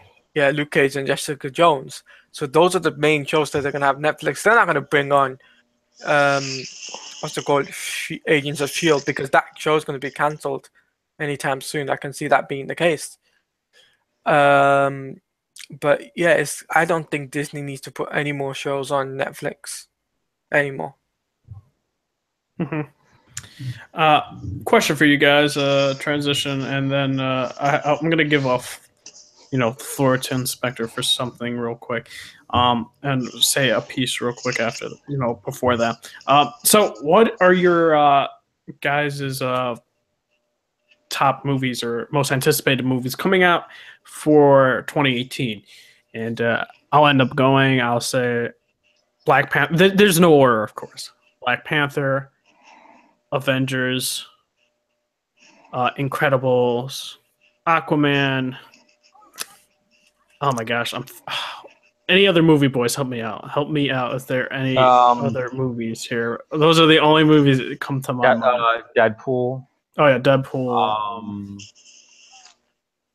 Like I can't really think of anything else. I like. I feel like I'm forgetting one. Like something I would really. Wreck-It Ralph 2. Yeah. What? Well, yeah. I feel like there was one movie like. There's New Mutants. New Mutant. Actually, yes, New Mutants is for me. Yeah. Okay. I think that's it for my list. Are you sure it's not a 50 Shades Freed? Oh yeah. Oh my! Put that. That's number one, actually. Number one. 50 Shades. Number one, boys. Oh my god! Gotta bring the ladies with me. Get them in the right mood. Oh my god. But in all seriousness, no. Black Panther, Avengers, Deadpool, New Mutants, Incredibles 2. Those are like my top movies coming out for this year. I would say Unbreakable 2, but that's next year. But yeah, no. And Aquaman. Dark Phoenix. I have to see some trailers before I make a verdict on that, because Simon Kingberg is, literally this is his movie, like his first movie directing. So it's like 50-50 for me. It's also concerning that he also wrote X-Men 3. So yeah, I mean, but then he also wrote Days of Future Past, and then he wrote Apocalypse. So I don't know. 3 is terrible. Apocalypse was mad. Days of Future Past was good. I liked First Class more than Days of Future Past, but I think First Class is probably my favorite out of the X-Men movies. Yeah, First Class, and X2 are the best. I love those movies and Days of Future Past, and then Yeah, no, that was it. Logan. I mean that's like standalone films. You know what I mean? Yeah. I classify more of that as Wolverine than X-Men. X-Men. Yeah. Okay. Okay, so I guess we'll go to Marvel DC fan. What are your most anticipated movies for 2018?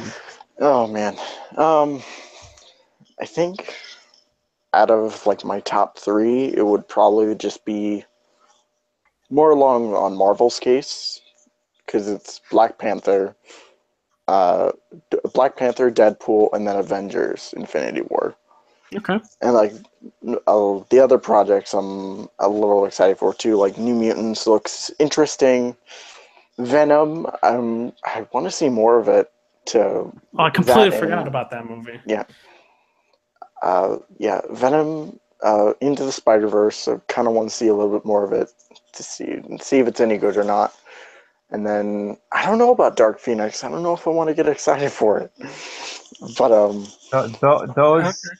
Those pictures from Entertainment Weekly did not do it any favors. no. Was it the pictures released or something like that? Yeah, those promo pictures from Entertainment Weekly, it looks Like- really bad. I thought it was like I didn't know why they posted those pictures. Like that didn't give anything out. It was just like nothing to get excited for. The problem with Entertainment Weekly is like the worst.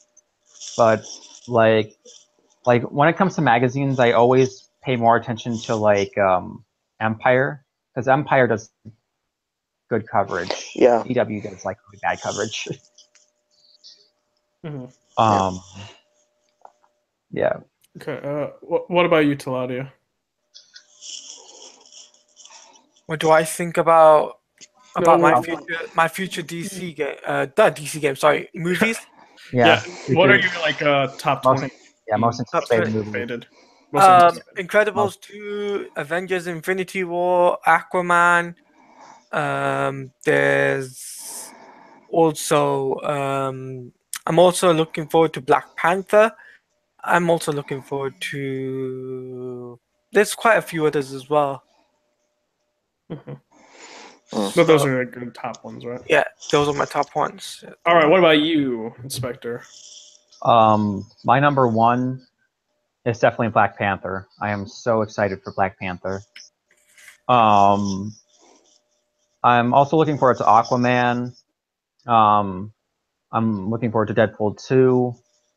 I'm looking forward to, but have reservations about Infinity War. I'm still kind of worried that it might be a bit too bloated. I could I'm not really that interested in New Mutants. The trailer didn't really interest me that much, and I could care less about Dark Phoenix. So, yeah. So mainly Black Panther and Aquaman are my anticipated, and also Venom looks interesting. Mostly Venom. Oh, Ready Player One. Oh yeah, that's the movie. yeah. I completely. That's what I was like. There has to be one more movie. Yeah, Ready Player One. I remember that now. Yes. Yeah. When's that movie supposed to come out? End of March. Okay, cool. Gosh dang, my pockets are gonna be destroyed. I got like Yakuza 6 This year, your potential God of War. Oh man, dude, your pocket's gonna be ripped after tonight. It'd be like, rip the dream. All right, so go to comic side of things. I want to talk about Jim Starlin, right? So stuff has come out.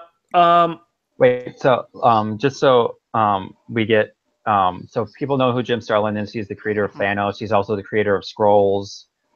Gamora, Drax, KGB. KGB. Yeah, KGBs. He's the one that killed Jason Todd. Oh yeah, that's true.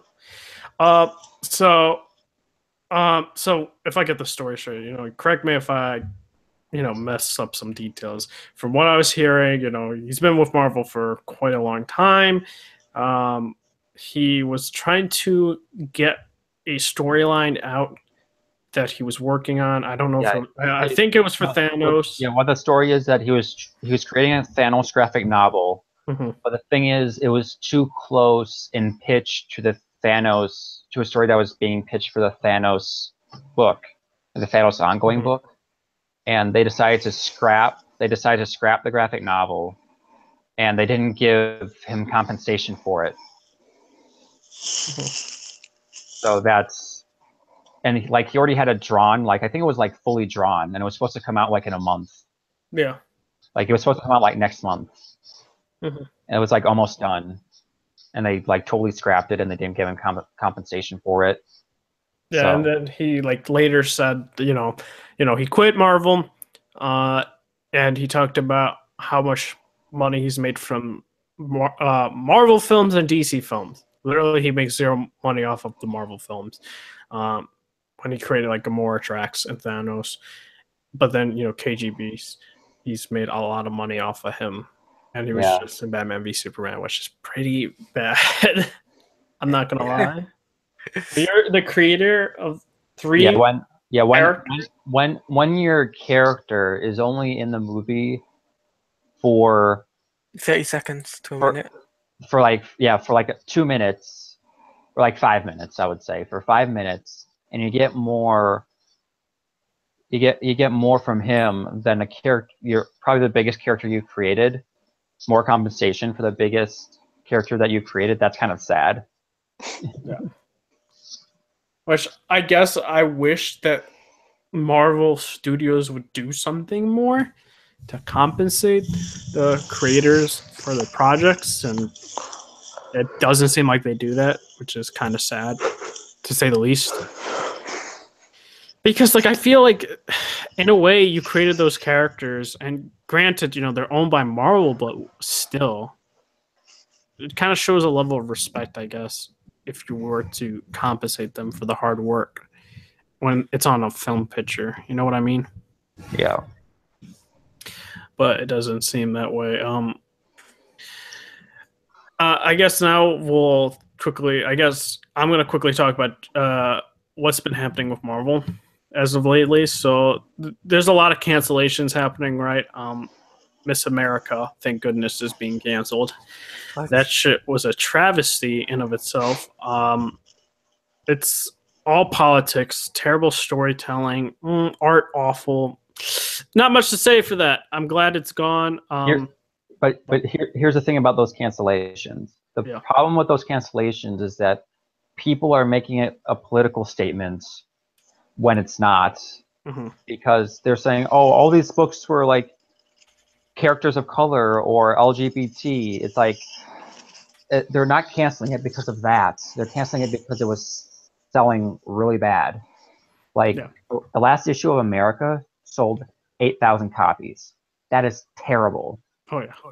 Like, and all the other copies, all the other books that they canceled were selling like a little bit over 10K. Like your book is in the danger zone when it sells less than 20K, and they were near 10K.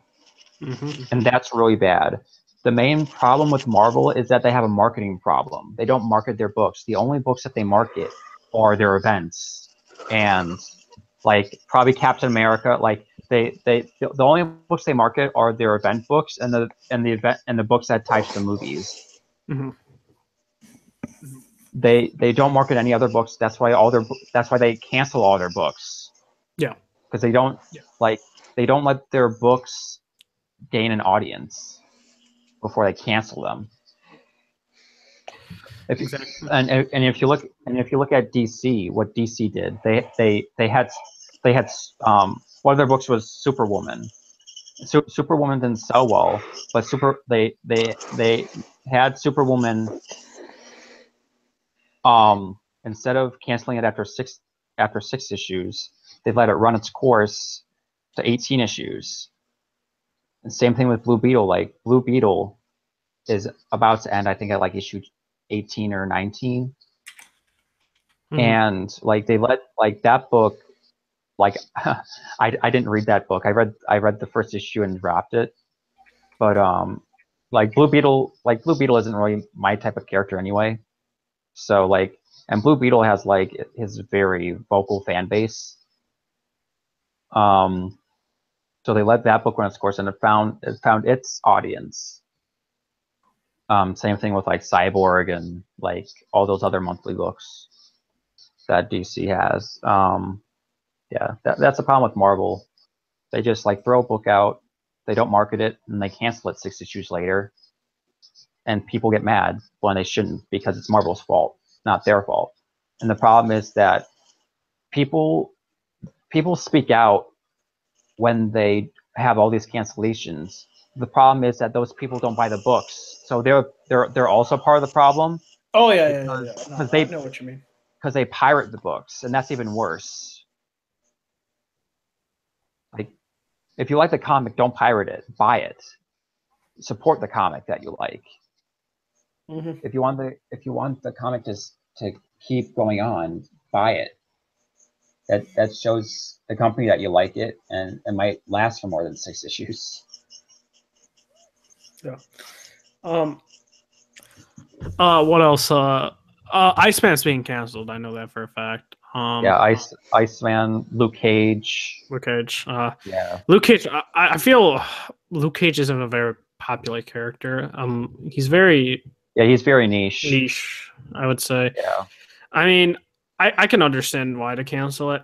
I like Luke Cage, not in terms of comics, just the character, because I have enough comics to buy, and I don't want to buy more. So yeah, it's like one of those comics where I'm just like, nope.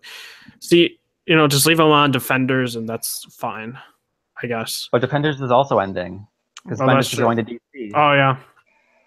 So rip to that then. Put them in special team ups, I guess. Yeah. Defenders is ending, and Jessica Jones and Miles are finding a new writer. Mm-hmm. Yeah. It's going to be weird for Bendis not to be writing Miles anymore.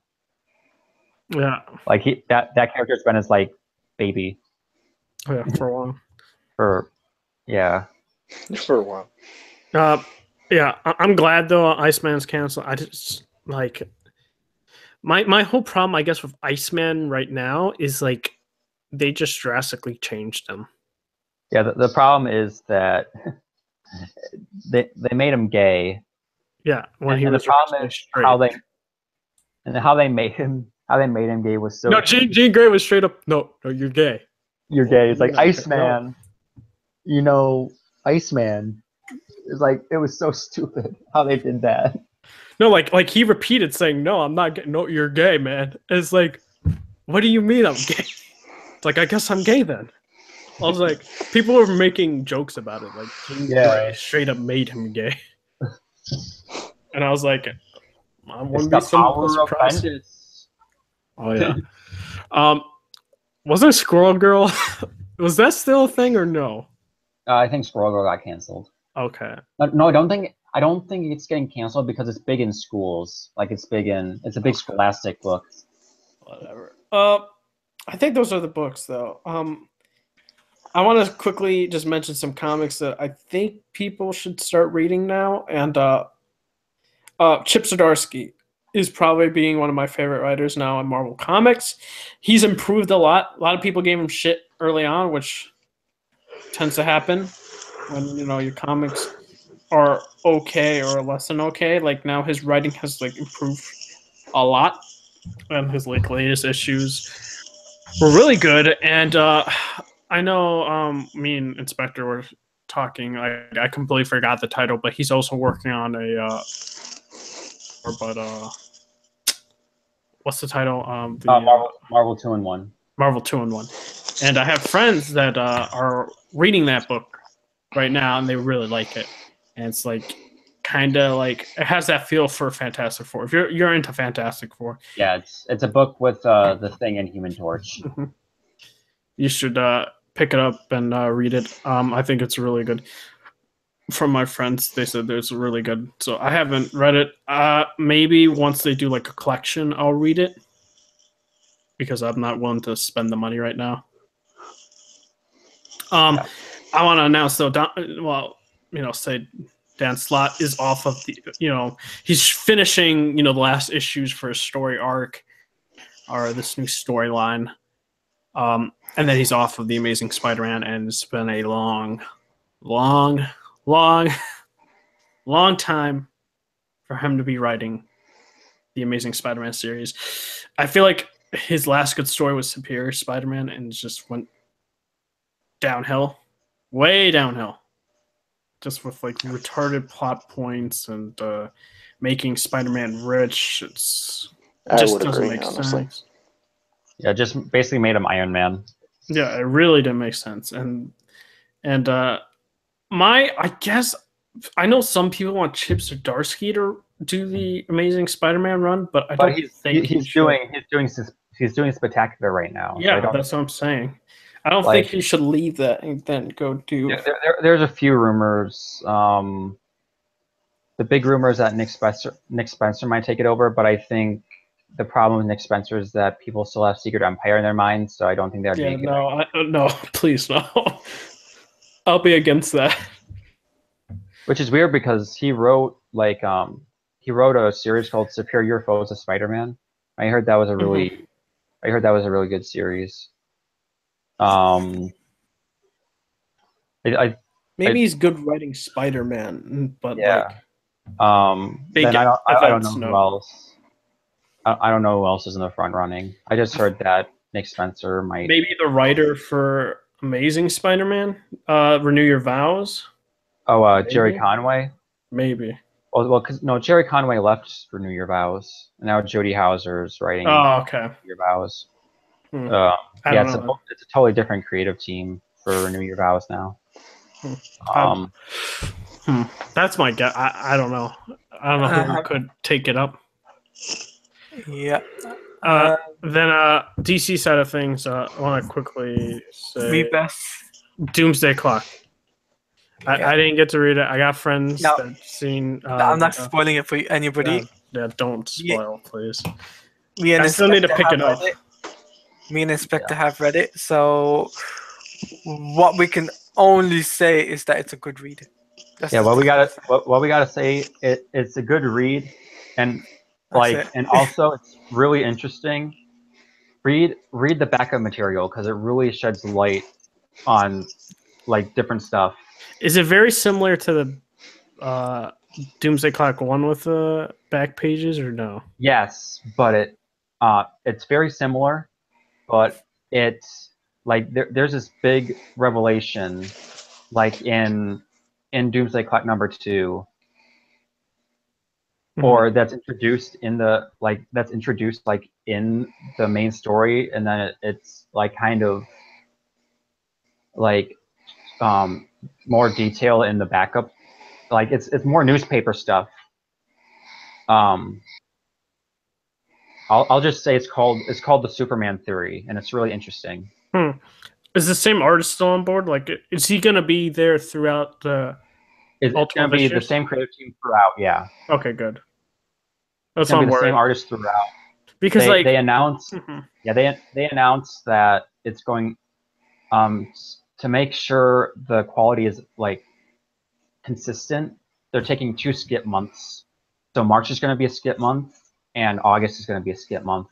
Oh, okay, that makes sense. So that means it's not going to end until January of 2019, which kind of sucks. Yeah. But I'm all for it because Gary Frank is my favorite artist right now. Yeah, I really like the art for Doomsday Clock 1. Yeah, he's great. If you like his art, go read he did some Superman stories with Jeff Johns, Superman Brainiac, and also Superman Legion of Superheroes. Great stuff. I recommend those.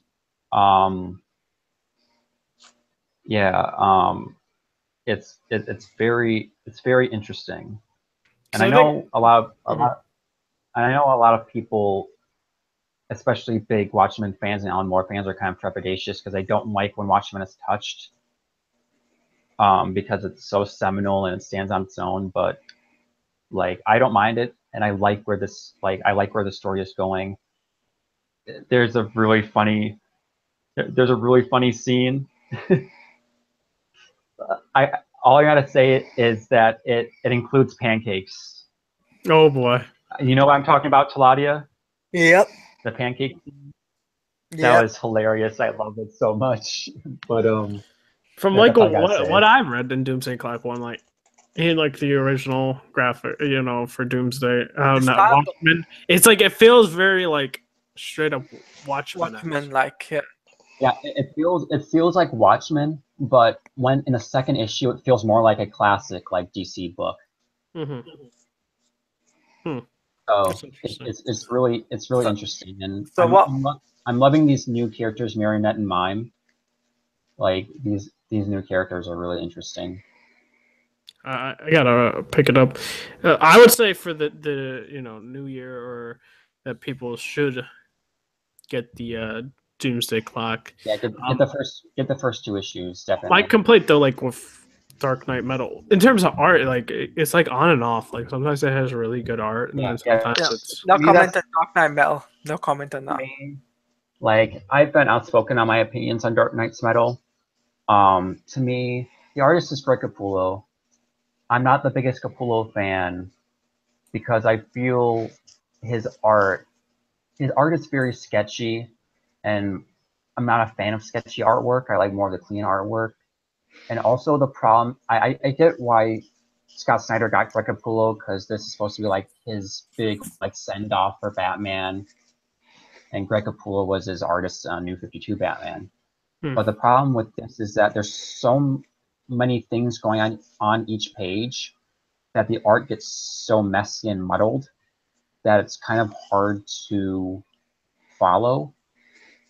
And like what I've been saying is that if Scott Snyder wanted an artist to do that, like just cram everything on one page, I don't know why he didn't get Andy Kubert. I don't know why he didn't get Ivan Rice. I don't know why he didn't get all these other artists that can do that.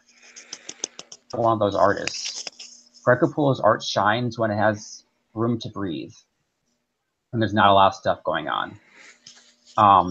And also, my main problem with Dark Knight's Metal is that it's way too much. It's way too focused on callbacks and Easter eggs than furthering the story. Because everybody's freaking out about like, oh, there's an Easter egg for this, there's an Easter egg for that, there's an Easter egg for this, whatever this thing is. It's just like, that's cool, but what does it have bearing on the story?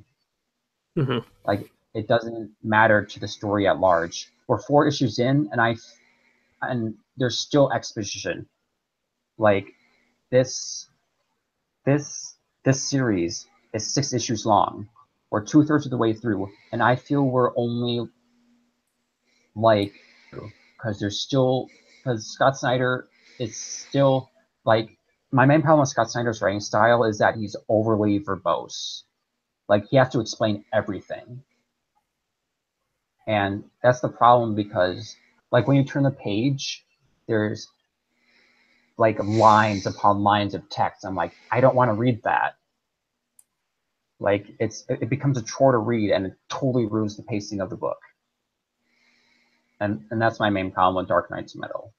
Like I thought, like I wasn't really looking forward to it to begin with, and so like I thought the first issue was interesting. I liked the second issue. I didn't like the third issue. The delay between 3 and 4 really hurt issue number 4 because there was a 2-month delay between 3 and 4, and it really hurt it. So that's all I got to say about Dark Knight's Metal. I don't want to talk about Dark Knight's Metal that much because I don't like being negative about anything. I feel you. Guys, we're gonna do our outros. I thought this was a good episode, and we'll be back the same time. Well, not same time. It'll be an hour earlier than before, but the same day. You guys can if you like the podcast, What will like happen to the team? Tune in next time. Yeah, tune in next time. Make sure you tune in next week, guys. Tune in next week. SoundCloud. Make sure to follow it, or if you're listening to it, follow the Overleveled podcast on SoundCloud. I will probably post tomorrow because I gotta download this. Download it, and I'll post it tomorrow. Also, if you want to, see more content from my channel and also like the podcast, hit the subscribe button, hit notification bell so you guys can get alerted as to when the podcast like exactly airs, And Marvel DC fan, where can they find you? Well, of course, you can find me on my YouTube channel, MarvelDCFanX99, and if you want to talk to me on Twitter, you can. You just follow me at MarvelDCFanX99, and I have a Facebook, but I don't really promote it that much. But if you are interested, just Marvel DC Fan on Facebook, and make sure you like, comment, subscribe, all that good stuff. Next week, Injustice 2. Starting that off, continuing that, but that's what we're doing at the minute, so I hope you guys tune in for that, and stay tuned and take care. All right, Inspector, where can they find you at? You can find me on Twitter at the Inspector, where I just rant about comics And some music. And some music, yeah. There you go. What about you, Taladio? You guys can find me on Twitter, which is at mtaladia.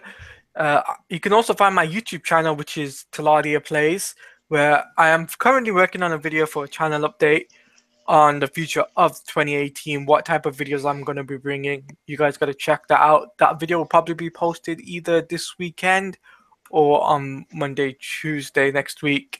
You can also find me on Twitch, which is twitch.tv/Taladia Plays, where I stream 5 or 6 times a week. And I do Fortnite, Star Wars Battlefront 2, and I also play Injustice 2 as well. So I do that live, and I get the viewers involved with those. So make sure you come by, come say hello, and I don't bite, so come say hello, and also make sure you hit the subscribe button on YouTube as well. That'd be very much appreciated. All right, guys, this is the Overleveled podcast. Wishing you guys a happy new year, and we're signing off.